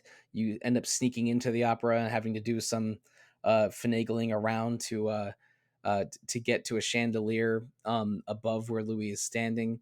Then you basically set up Yufa as a sniper, because she can use her sort of spear summoning ability to launch the spear like a giant harpoon at Louis. This sort of culminates in a boss fight against Louis. They even mention that he's injured and his full powers are not present, but after you defeat him, he crashes down to the ground. He appears to have died, but he barely holds on. And Zorba, the necromancer you fought in the cathedral dungeon early in the game, was revealed to not have died, but revived himself after you defeat him. And he's been hiding as a sleeper agent within the church for at least the past couple of months. And so he comes up, revives Louis. Louis takes the spear and uses that to murder Forden, the leader of the Sanctifex Church, in front of a huge crowd at the Opera House. And this is also the moment where Basilio joins you, because Basilio and Fidelio are very confused as to everything that's going on. But then Louis or is it either Louis or Zorba? I forget it. But they attack some of the innocent bystanders in the Opera House, and Fidelio sacrifices himself to save them. And Basilio, who's immediately grieving his older brother, sort of realizes that maybe your group is on the side of good and justice, and Louis is on the side of just gaining power. And he officially joins. We've hinted at it a bit. Basilio's archetype is Berserker. He's an outrageously strong physical character, uses axes, has a lot of ways of ignoring enemy weaknesses, or having or setting up his future attacks to be stronger than his current attacks. Basilio's great. My final party for most of the game was just the final 3 party members, Juna, Yufa, and Basilio. But I would swap out Juna for Hazme if I wanted to use evasion or counter tactics, because Yufa's summons are insane. Juna can inflict fire weaknesses in enemies, and then Yufa can pound them with fire spells. And but boosting Basilio to give him stronger axe attacks is extremely effective. I almost feel bad that I used Eisenberg and Stroll way less than the other characters by the end game, just because of how strong their base classes were. But yeah, this is sort of not quite the final act of the game, but the setup to the final act. With their Pope gone, the Sanctifex Church has lost a lot of ground to Louis and also to you. So they set up Rella, who is their sort of talented saintess figurehead, to be their new king candidate, and she immediately galvanizes a lot of church supporters against Louis and also against you, but also asks you for a meeting at the Old Magic Academy, uh, which you accept. And when you get there, and she's also using magic to sort of directly speak into the minds of every church supporter. It's very, very suspicious, and Juna is worried about what's happened to her sister. Rella ends up challenging you to a duel at the old Magic Academy ruins. She summons an ice dragon. It's a fairly challenging boss fight, but at her defeat, Rella reveals that she was the assassin that attempted to kill the prince 10 years ago. She was mistaken for Louis because she was also very young at the time, and it was her curse that is affecting the prince right now. And part of why you wanted to kill Louis was to break the curse affecting the prince, but now killing Rella will accomplish that. But before she dies, she uses that spell that speaks to every church follower at the same time to sort of like to announce that what she's done wrong, and that the prince is still alive, and it throws the populace into even more disarray. Right, and before all this, like, you find, like, it's not even just that, like, Rella reveals that she's the assassin. Like, Luis and your party get a confession out of Forden that he's the one behind it too. Like, he's the one, yeah, that he like encourages it. That's right, and it was planned. And after the prince was successfully removed, the king fell into a Great Depression Right. and gave more and more power to the Sanctifex Church, and that's the main reason for the extreme rise of power in the church in the past 10 years. There's just a lot of details to talk about, so I'm definitely not going to say everything. Rella was a very conflicted agent of the church in all of these actions, and so I think it's fair to say that what she did at the Magic Academy was her way to like apologize to you and to Juna, and to try and make up for all of the harm and pain she's caused. But even though it basically like splits the church and shatters it. That character that was sort of a mouthpiece for the church, not Batlin, but the guy who was the commander of their knights, Godot. Godot, who was also a candidate. He after all of this happens, he completely loses his spirit. He wanted to replace Fordham as the church's main king candidate, and was a little bit upset when Rella did it. But then after all of these reveals, he just decides to exit the competition, and he'll uncurse items for you at the church and in Grand Trad for the rest of the game.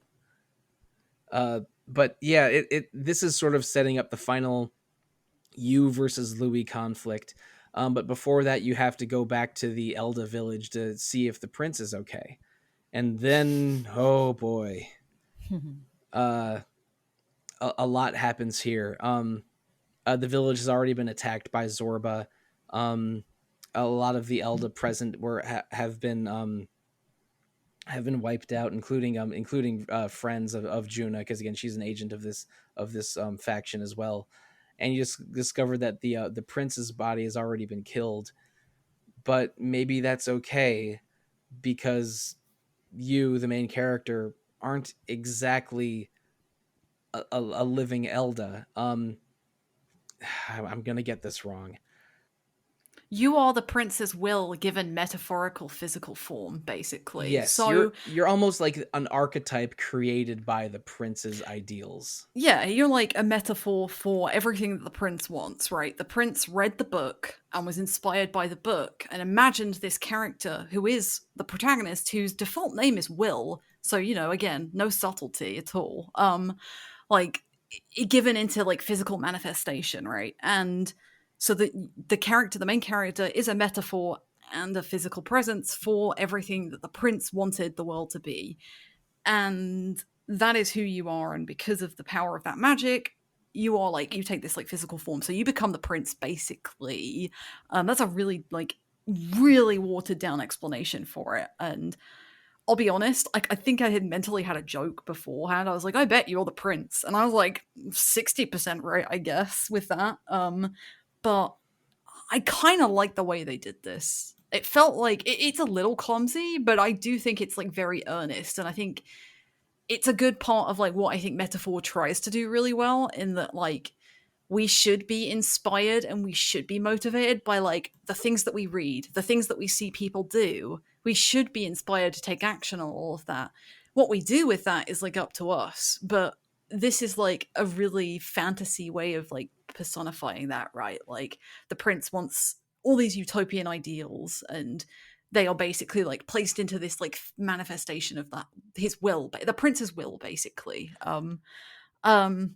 And So I think it's not quite only ideals though, because again, the prince was sick and sheltered, and he yeah, desperately wanted to see the world and yes, learn that too. and learn the will of the people. So the manifestation of his again, I'm not sure if you, the main character, are an archetype or a similar magic manifestation, but you are a being created from the prince's will, and also representing his dreams and his ideals and his desire to see the world.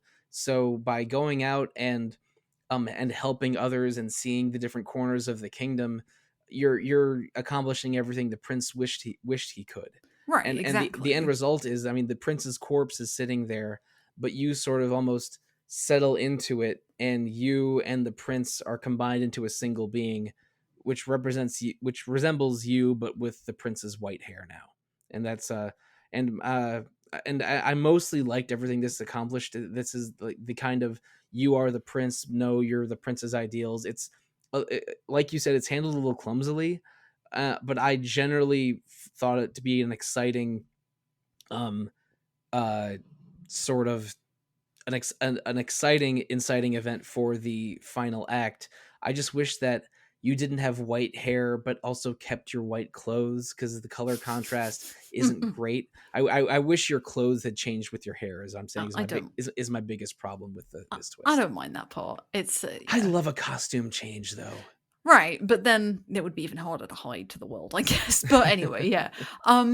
Yeah, I do think it's a little clumsy, and I think a lot of the end game maybe undoes a lot of what it's trying to do, and I think that's a good point. Is like at the end of the day, the prince could not go see the world, so he needs someone to do that, and or something to do that. And so that's what you are doing, but obviously that doesn't totally come to head because the prince is dead, but now you're kind of the prince kind of thing. Um but yeah, I do really like what it's trying to do, and I like again that it's like, you see all of these different perspectives throughout the game. Like all of the followers have these different things. Like you've got like, we've already talked about Basilio's trauma and why he like decided to follow Luis with Fidelio, but then follows you, and then you see Alfonso even, sorry, who is like this trickster who like lies his way through life, and then like like gets him into trouble, and then like he ultimately makes a sacrifice, but then he doesn't make a sacrifice. You have like these like mix of people who all have different beliefs and different ways of executing those beliefs, and they follow different people, but ultimately it's like a very, very colored tapestry of the world that you get to see.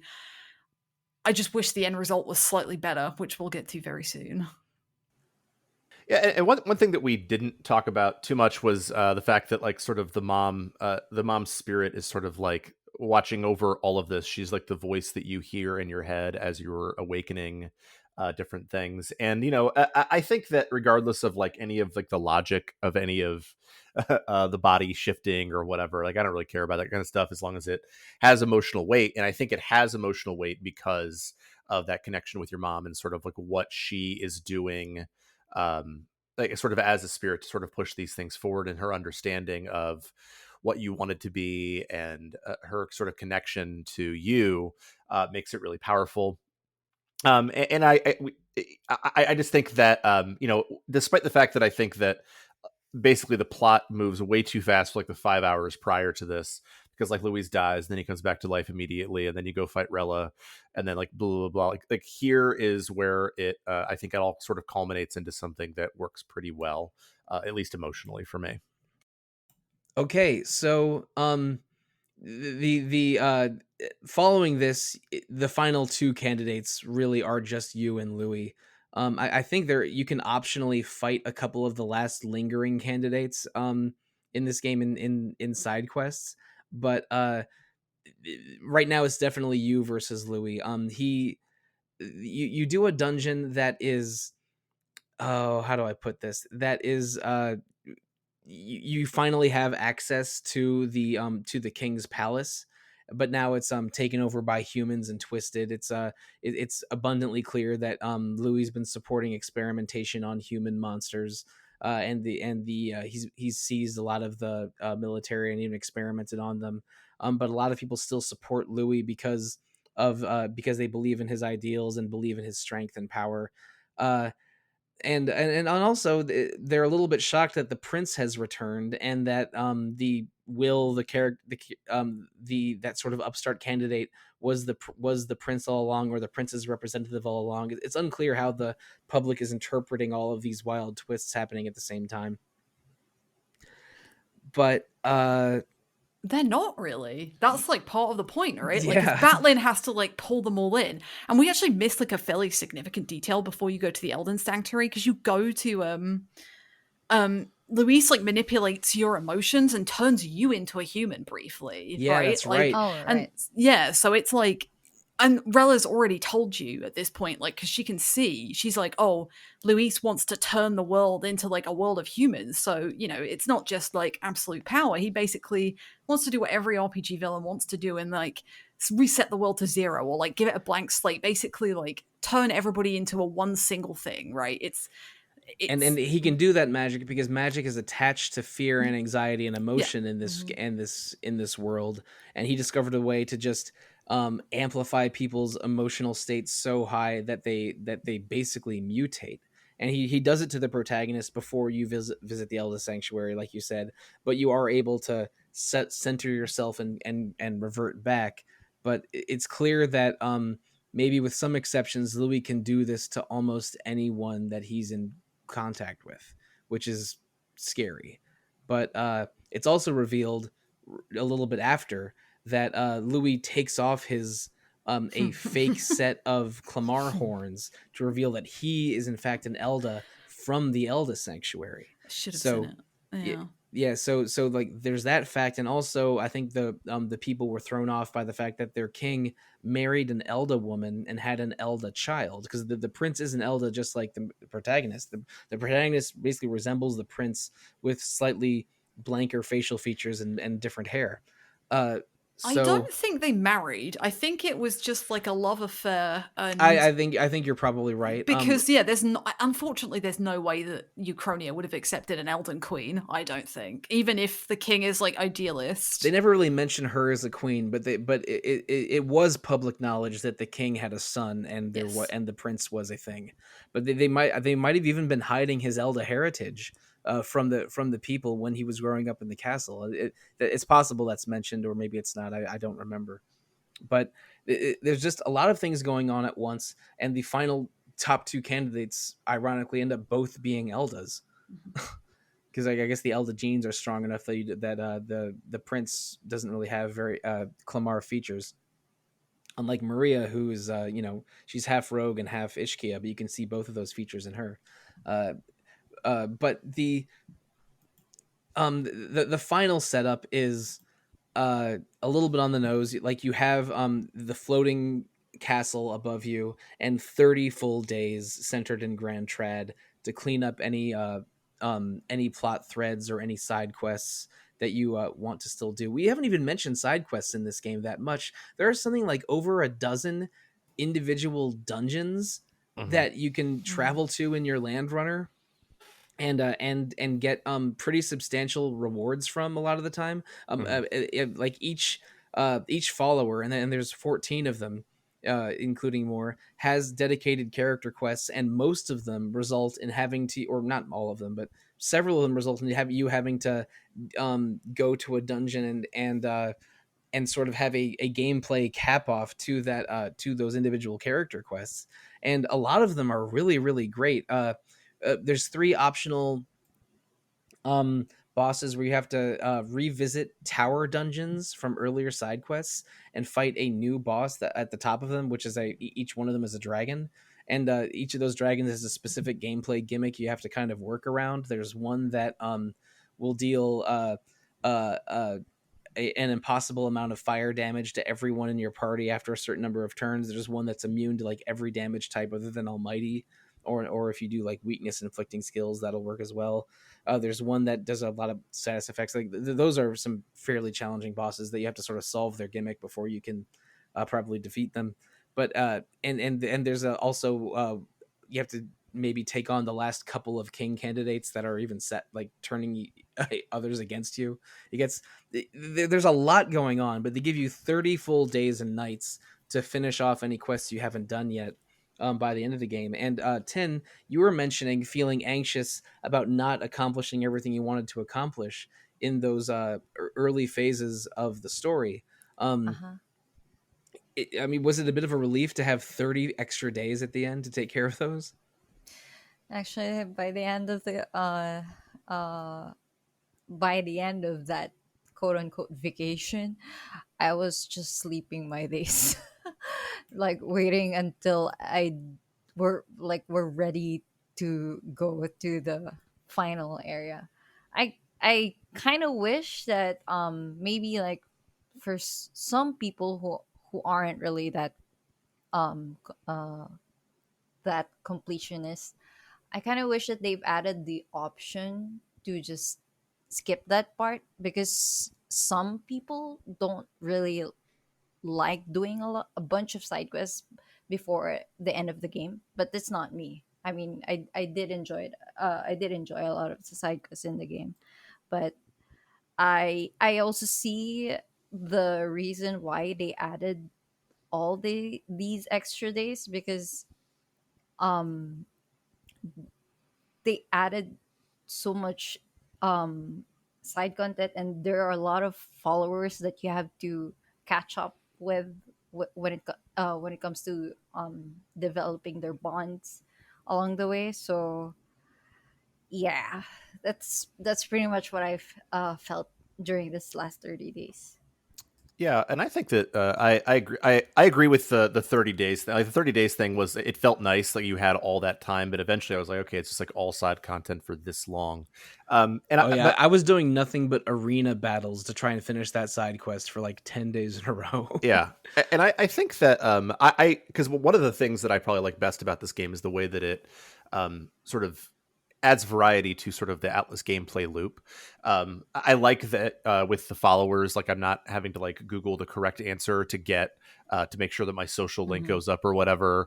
That it's just about like getting magic points to level things up. I thought that was really clever. So it also made it to where, even though Alana and I were playing it mostly pre-release, like we still did everything that you could do for the most part. Like we missed a book at some point or whatever, but so I really like the variety of it. The dungeon and like the dungeons is part of the variety. How the stuff that you're doing on the runner is a little bit different.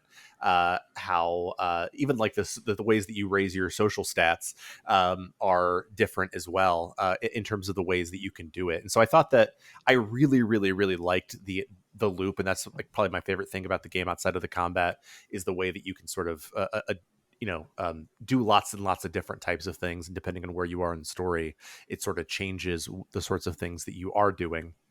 But yeah, I got a little exhausted with just 30 full days of side content, and so by the time we got to the end, I was like, all right, I'm like ready for this game to be over. Right, No, we I- had like 10 full free days because we completed every social link and everything. Like, I appreciate that it's really easy to like max out every single follower, but like the fact that we had like 7 or 8 days where we were just like, well, we're going to the Colosseum again.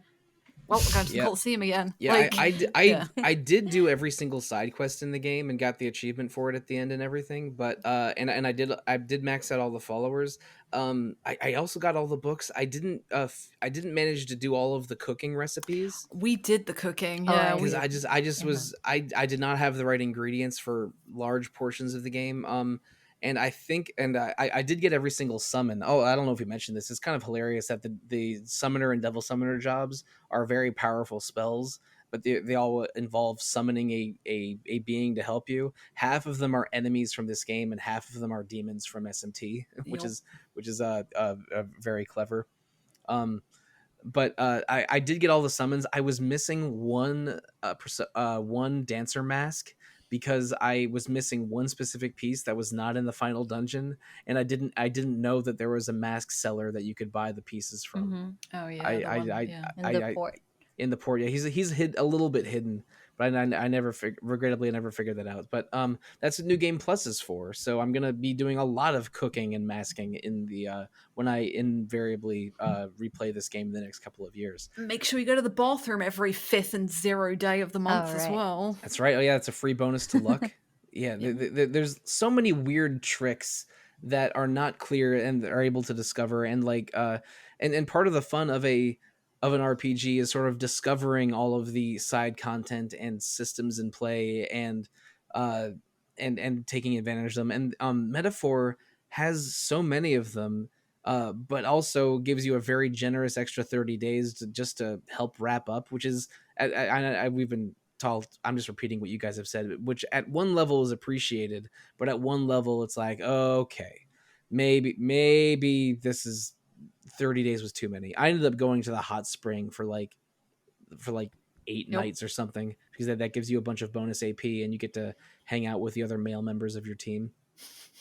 Yeah. And then they throw another dungeon at you afterwards. Like Yeah. it's not even the end. Yeah, like you can finish the palace dungeon whenever you want in those 30 days, and after they're over, the real final dungeon happens, which is the sort of a new hell dimension populated entirely by terrifying humans, with Louis at the end, or the human hybrid Louis at the end, to defeat, to really have your ideals take on his. But at the end of the palace dungeon, you get a couple more plot revelations. More is sort of like pulls you into the world of the fantasy book and asks if you want to remain there. You obviously disagree with him and try to, and your goal is not to live in a fantasy. Your goal is to bring your ideals inspired by fantasy into the real world to make the world a better place. It really does look like possibly your entire team or most of them perish trying to escape or help you. It's quite dark for a little bit there. And you also sort of get the casual reveal that Moore was an archetype of ideals created by the king and resembles the king as a younger man. And when the king was traveling the world, writing his book of utopian ideals, because again, Moore / the king is the author of the book. That's when he visited the Elder Sanctuary, and then had a romantic liaison with the prince's mother. So basically, you've been talking to a version of your dad. I'm sorry, in academia, when you've been talking to Moore is is your dad's ideals that he possibly cast aside or forgot when he believed his son had passed, which makes everything that your dad was and Moore was just even a little bit more resonant. Yeah, and throughout the palace as well, you see visions of Hythlodaeus, the king, Right. like grappling with the stress of like being king and losing his son and like the anxieties, and it's like, and the scepter as well, it like absorbs like human anxiety, right? Like it's the whole, this part of the game like sort of drills down on this message where it's like, oh, the king is like taking on the responsibility of the world's anxieties and nobody should do that. And yes, that's true, but you don't really stick to that video game. So like, yeah, well, Yeah, anyway. I appreciate them bringing back the scepter as part of the plot, because it really was forgotten about after that first dungeon. But it's so it's trying to throw so many new things at you at once. It really does feel like it's they were trying to cram in too much into this final act. Yeah, I mean, I'll talk about why I don't think that part works in particular with the ending, because I think that's one of my biggest problems is that, you know, the game doesn't want a single person to take on the responsibility of everybody, But then you and then sort they of do. Yeah. And then everything's okay, which, yeah, anyway. But anyway, at the end of the final dungeon, you take on Louis. It's a long multi-stage battle that where the final version of human Louis has like a an effigy of all the game's 8 other races hanging alongside of them, and they will all attack you with, you know, specific patterns. And Louis will I think as the battle goes on, Louis gets more and more actions per turn, but I use the Hagues Royal Thief strategy to end his turn immediately whenever you dodge an attack to really hamstring him. Um, with a lot of offense from Yufa and Basilio, of course, but the yeah, it's as you said, Alana.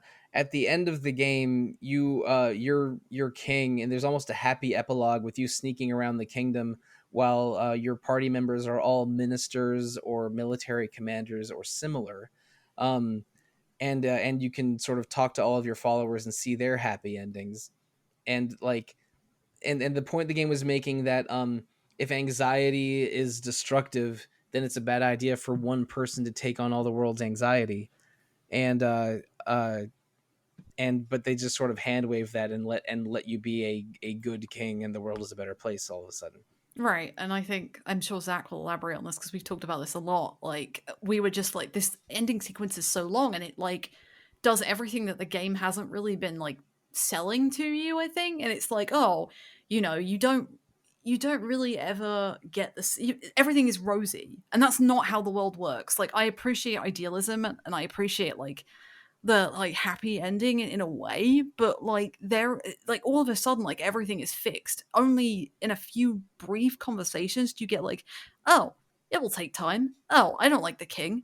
But there's no like discord at all. You know what I mean? Like, it's like a year and it's just perfect. You get to almost literally run off into the sunset with all of your friends. Right, and it's like, you know, we've all read a utopia dystopian book, and we all know that like utopia really is dystopia, blah blah blah. And it's like, why? Like, why are we just like leaning into this? Like, I don't know. Like, it just feels like it's not even a ribbon, because I don't feel like it jives with the rest of the game. Personally, the ending. But my feeling is they did not know how to end this thing.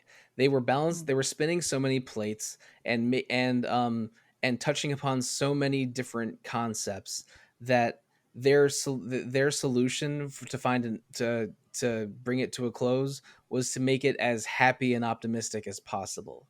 And because this game has so many like asks so many genuinely interesting questions and makes political and social statements that are, you know, not necessarily common in video games, instead of like resolving all of them, they just sort of celebrated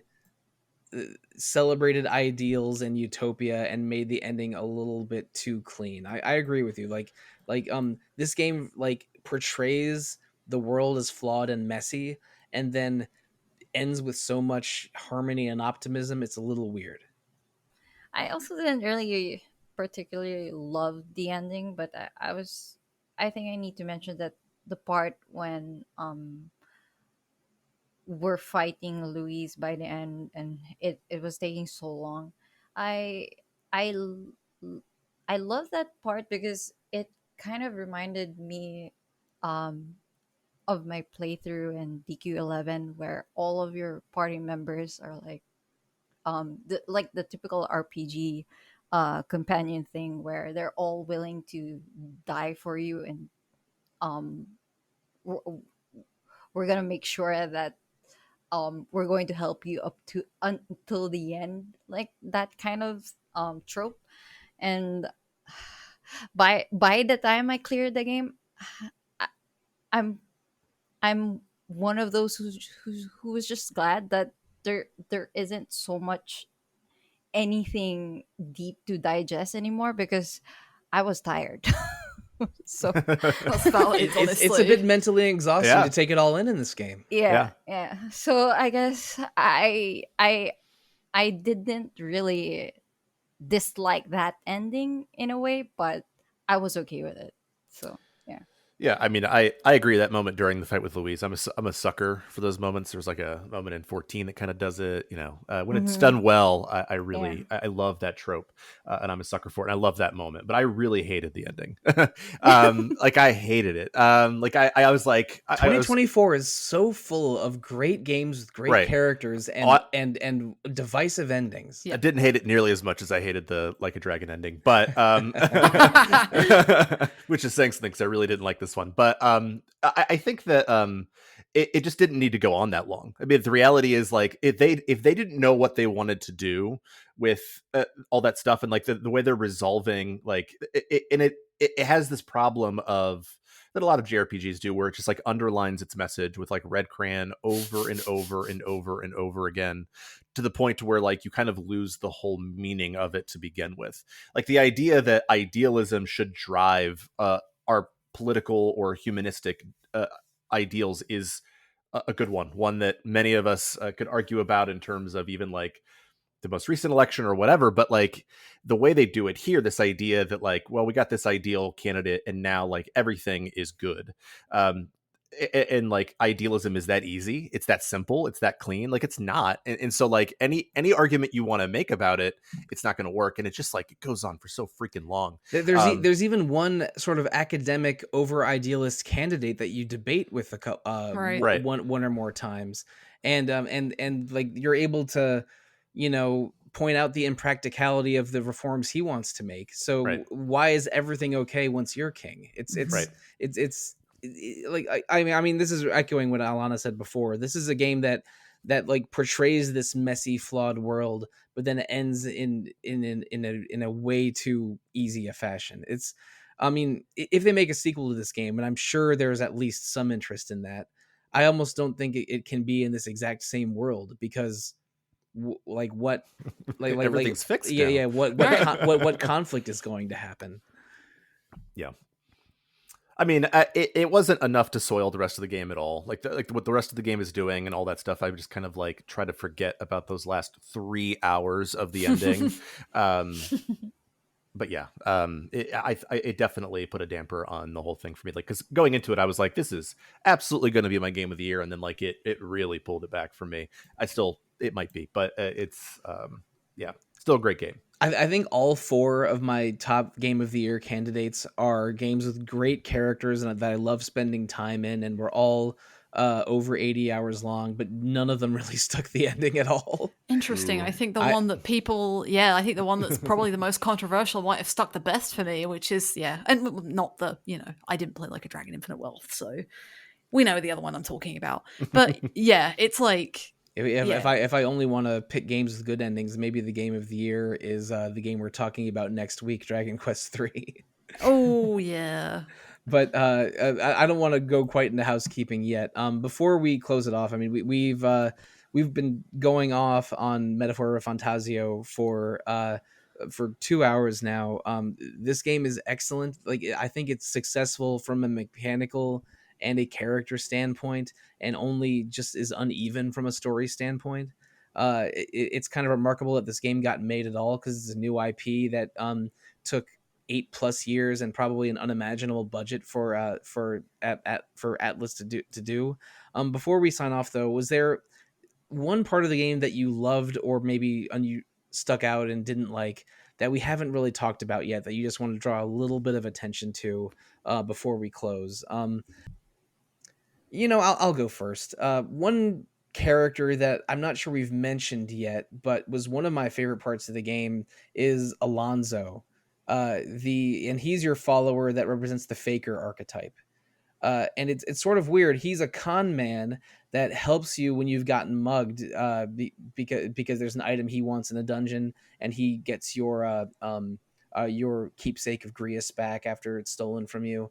But he's like, you're a very honest, idealistic person, but you'll let me help you anyways. So maybe I'll teach you a little bit about deception, because you can't be a good king unless you can fake it a little bit is kind of his deal. But his storyline is that he was trying to buy his hometown back from an exploitative landlord, and he ends up getting outplayed by the landlord, and then he has to fake his own death to get to sort of like resolve everything around it. And even though the people of his old hometown will never trust him ever again, he ultimately is able to save them from the poverty and pressure they were feeling. But he was such a fun, slightly edgy, but always positive character that like whenever he had a quest option pop up, he was always one of the ones I gravitated to first. He's also a Nydia like Juna, so he has very shiny eyes and is a very pretty man. But yeah, like he, I guess he's the version of something like a Devil Social Link in Persona 3 through 5, but a very fun version of that. And Faker and Trickster give you a bunch of stat down moves like debilitate and Sukukaja and all of that, and I always wanted those at least somewhere. So yeah, my pick for unmentioned but really good part of the game is the Faker quest line, the Alonso quest line. Yeah, it's a really fun one. A lot of fun twists and turns. I think for me, even though like I never jived with Commander or Warlord, like I can see how this would be powerful, but I just felt like it took a lot of setup. No, So you got to put commander skills on other people. That's yeah, what you I do could with see that that. thing. Yeah, I could see that. But I really like Barden's quest line because it gets to exactly what we were talking about earlier. Like he takes over the town. I can't remember the name of it. He takes over the town. Martyra. Martyria, or yeah, whatever. And he like has like these very sort of idealistic views of what he wants to do. He wants to like sort of create a world, a sort of really secure town. And then he's not listening to other people, and eventually like he almost gets overtaken. And then eventually he starts listening to other people, but also like having some of his ideals at the same time. It's a realistic look at what someone who has positive ideals might bring to a town, and I thought that it was just really, it played out really well and really realistically within this world. Yeah, he has his ideals challenged and and the flaws in his plan pointed out, but ultimately with the strength of his ideals and his determination to help the town, he is able to help the town, and they reinstate him. But with him as a more understanding person, his arc was good. I was kind of surprised I really thought his story would end in Martyra, because he was again the guard captain that helped you take on Joanna, but no, he ended up being a really really good side character at the end. Uh, Actually, for all of these follower quests, my only nitpick, I guess, in the game is that I kind of wish that some parts or critical moments during those follower quests were also uh voiced, like specifically for the one for Alonso. Um, I kind of wish that uh that part was voice acted, and I think that was just like the part that was lacking for me. And talking about also the my favorite part of the game is also the entire gameplay, specifically the combat. But to counter that is that my least favorite part in the game is that part when you're about to infiltrate Louis' runner, and you have to face certain guard captains in the ship. I didn't like the that specific scenario, because like it's like the game was like forcing you to use certain archetypes, or yeah, it was like they were telling you to do this specific strategy to to complete those. So it was like countering the idea of like you're free to use archetypes, and you're free to play around in the game. And that specific part just didn't make sense to me. So And that sort of calls back to the first dungeon of the game, the cathedral, where mages and clerics are very powerful. true. But I think Zach mentioned this earlier, that Zach sort of stubbornly stuck to the archetypes he wanted to use, and that was Mhm. probably disadvantageous in the long run. But like in that third dungeon in the airship, I think they just want to. They're trying to tell you, hey, when the enemy is this kind of enemy, this is the best way Yeah, to take them on. But it as a felt result, like a tutorial in yeah, a way. yeah, Mhm. they were. It was trying to be a teachable moment, Mhm. but instead they were kind of like forcing you to play the game a certain way, and that doesn't feel good in a game that gives you a fair amount of character freedom with Mhm. archetypes. Mhm. But I mean, I think that I thought that every part of the game after the Dragon Temple was just easier than the first bits, because you can even die quite quickly in any of the dungeons if you get back attacked, Oh yeah. or have an inopportune miss, or you hit an absorb point, because the enemies are very strong. But it's also equally easy to win on the first turn because they make you so strong, and this battle system so exploitable. So that, like, your luck can turn fast in this game. Or you can just restart the fight like Yes, and you immediately. and if you completely screw up and hit them with an absorb or a reflect, and suddenly you're screwed. It's like, no, you can press the reset button. That's I tried not to use it all the time, but I definitely used it sometimes. Yeah. Um, I'll chime in with something more obvious. We haven't really talked about Stroll outside of the beginning of the game, That's right. and Oh my god, I think he's like a Stroll and Eisenberg. Oh, and Hulkenberg. Yeah, we haven't really talked Hulkenberg. Oh my about god, yeah. I've been calling her Eisenberg the whole time. Yeah, and you've I'm so combined like sorry. Heismay and Breaking Bad and Oh everything into yeah. one. Yeah, I mean Heismay as I actually well. have a real life friend whose last name is Eisenberg. So maybe Oh. that's what I've been doing wrong. I'm so sorry. Also, Well, sorry to my friend Robert Eisenberg, but whatever. but yeah, Hulkenberg is delightful. I love her. She's so goofy. She loves food. I think her her follower bond is really interesting because it's like it deals with like a situation where like someone you respect is suddenly like someone you personally like fought with and grew up with and like fought in the army with is now this like awful like right wing like executionist, and it's like dealing with her like situation with that, and I think that's really interesting. Stroll, on the other hand, is like definitely like a best buddy, and we touched on that, but like Stroll has such strong ideals, and like his like so much of his like emotion is driven by like his family and his lineage. Like, I mean, like the awakening scenes are not really as good as most Persona ones, but Stroll's like absolutely blows everyone out the water like immediately, where he's just like, I am Leon, da da da, and then he's like points at the air, and then like crowds cheering. It's like great. But his like entire social link is like about restoring like his hometown or finding out what happened and finding like a place for all the refugees Mhm. from like his hometown to live, and it like grapples with his like ideal of like living up to his like family name, and eventually he just comes to the conclusion that like, well, actually I just want to help the people, and people are like, no, but you can rebuild the village for yourself, and he's like, no, I don't want to do that. But also Stroll has some really great like moments in the story. Like he makes some really stupid, impulsive decisions, which, you know, for like a young man and for young anybody, that's like pretty normal. He's driven by emotion ultimately, but he has that moment when like the prince like becomes a human, and that like conviction where he hates humans because the army, or specifically Luis, who was the commander of the army, refused to send aid to the village. So Stroll hates humans and he hates Luis maybe more than anybody else. And then the moment where the prince like turns into a human, that like conviction like comes into play, and he's like not sure how to react to it, but then he apologizes for it as well. So it like shows, again, it's another like example of like the core of this game, and like showing how like people deal with these different situations and how people react to different moments. Like in another world, Stroll would have taken that and gone to Luis's side. Like he even says in Mhm. like one of those last speeches in the palace, he's like, I understand parts of things where you're coming from, but this is not how you do it. So yeah, I think Stroll is just like a really fantastic like central character throughout the entire game. One last thing I want to mention: nobody needs bread like Heismay. Oh my Heismay is the god, ultimate the like bread animation kneader. when you cook with Oh, Heismay and he kneads the bread is adorable. I love Hagues to death.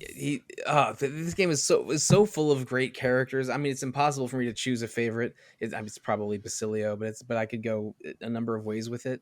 A couple things. I still feel bad for getting Hulkenberg's name wrong. I think it might be part of it is that her first name is Aislinn, Right. and Stroll's first name is Leo. Leon. But yeah. and I think maybe in the English and Japanese dub it might even be different, because in the English dub Louis is called Luis, and in the Japanese dub he's always called Louis.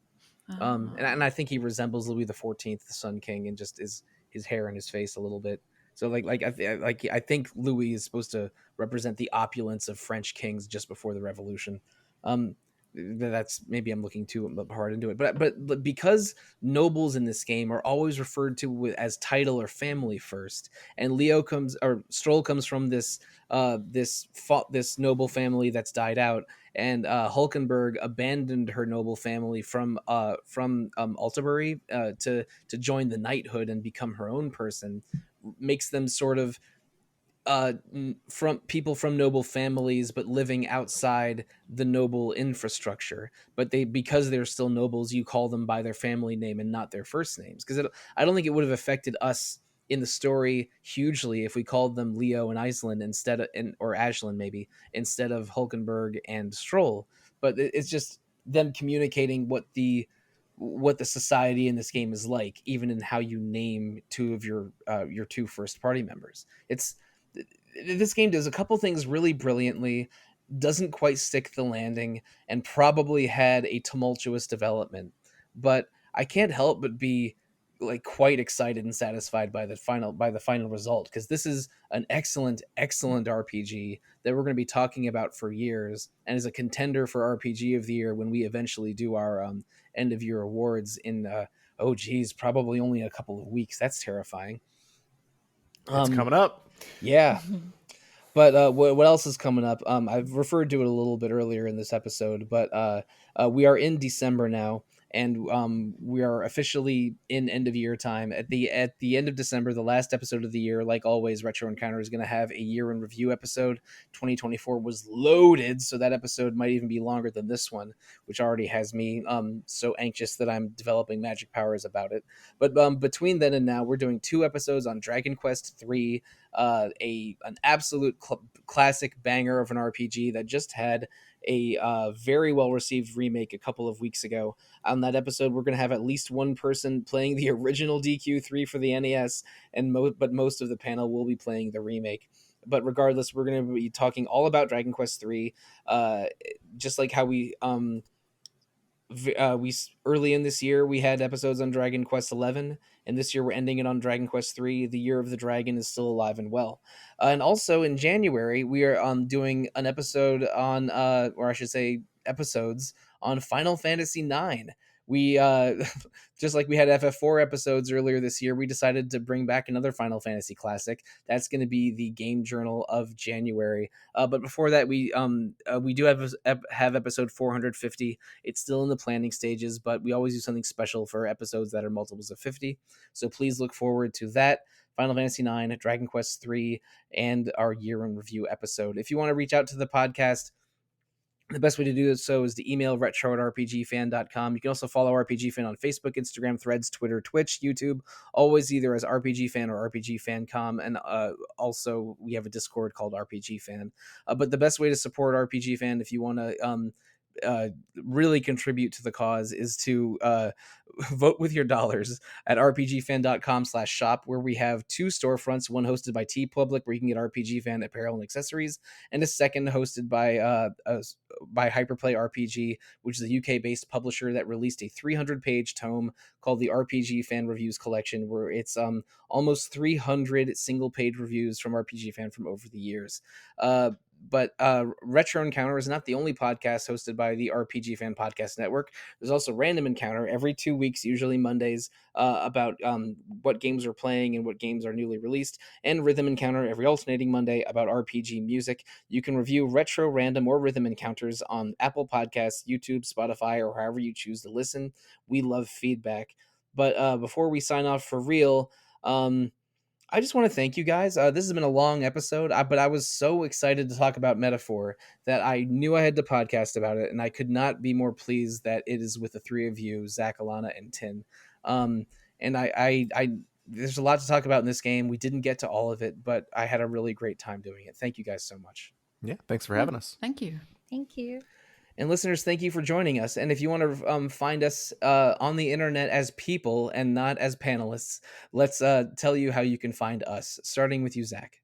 You can email me, zachw@rpgfan.com. You can also find me on our Discord as ZachW. Now, Tin. You can also email me at tin@rpgfan.com. And you can also find me on Discord, literally name as Tin. Now, Alana.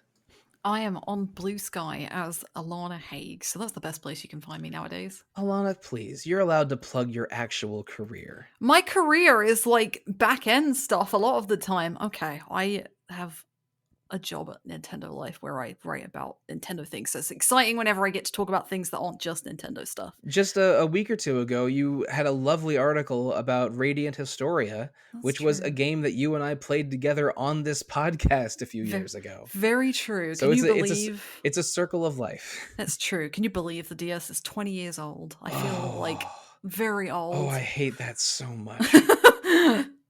Oh man, I gotta go and replay Ghost Trick or something to just get that thought out of my brain.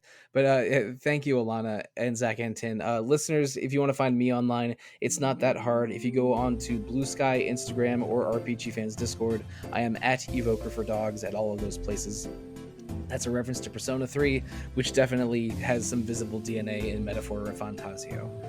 But, oh boy, speaking of improving yourself and kneading dough and eating with all of Hulkenberg's passion, still feel bad for getting her name wrong for 2 hours. We have been recording for over 2 hours, and I have some food that needs eating. Listeners, thank you, good night, and good lunch.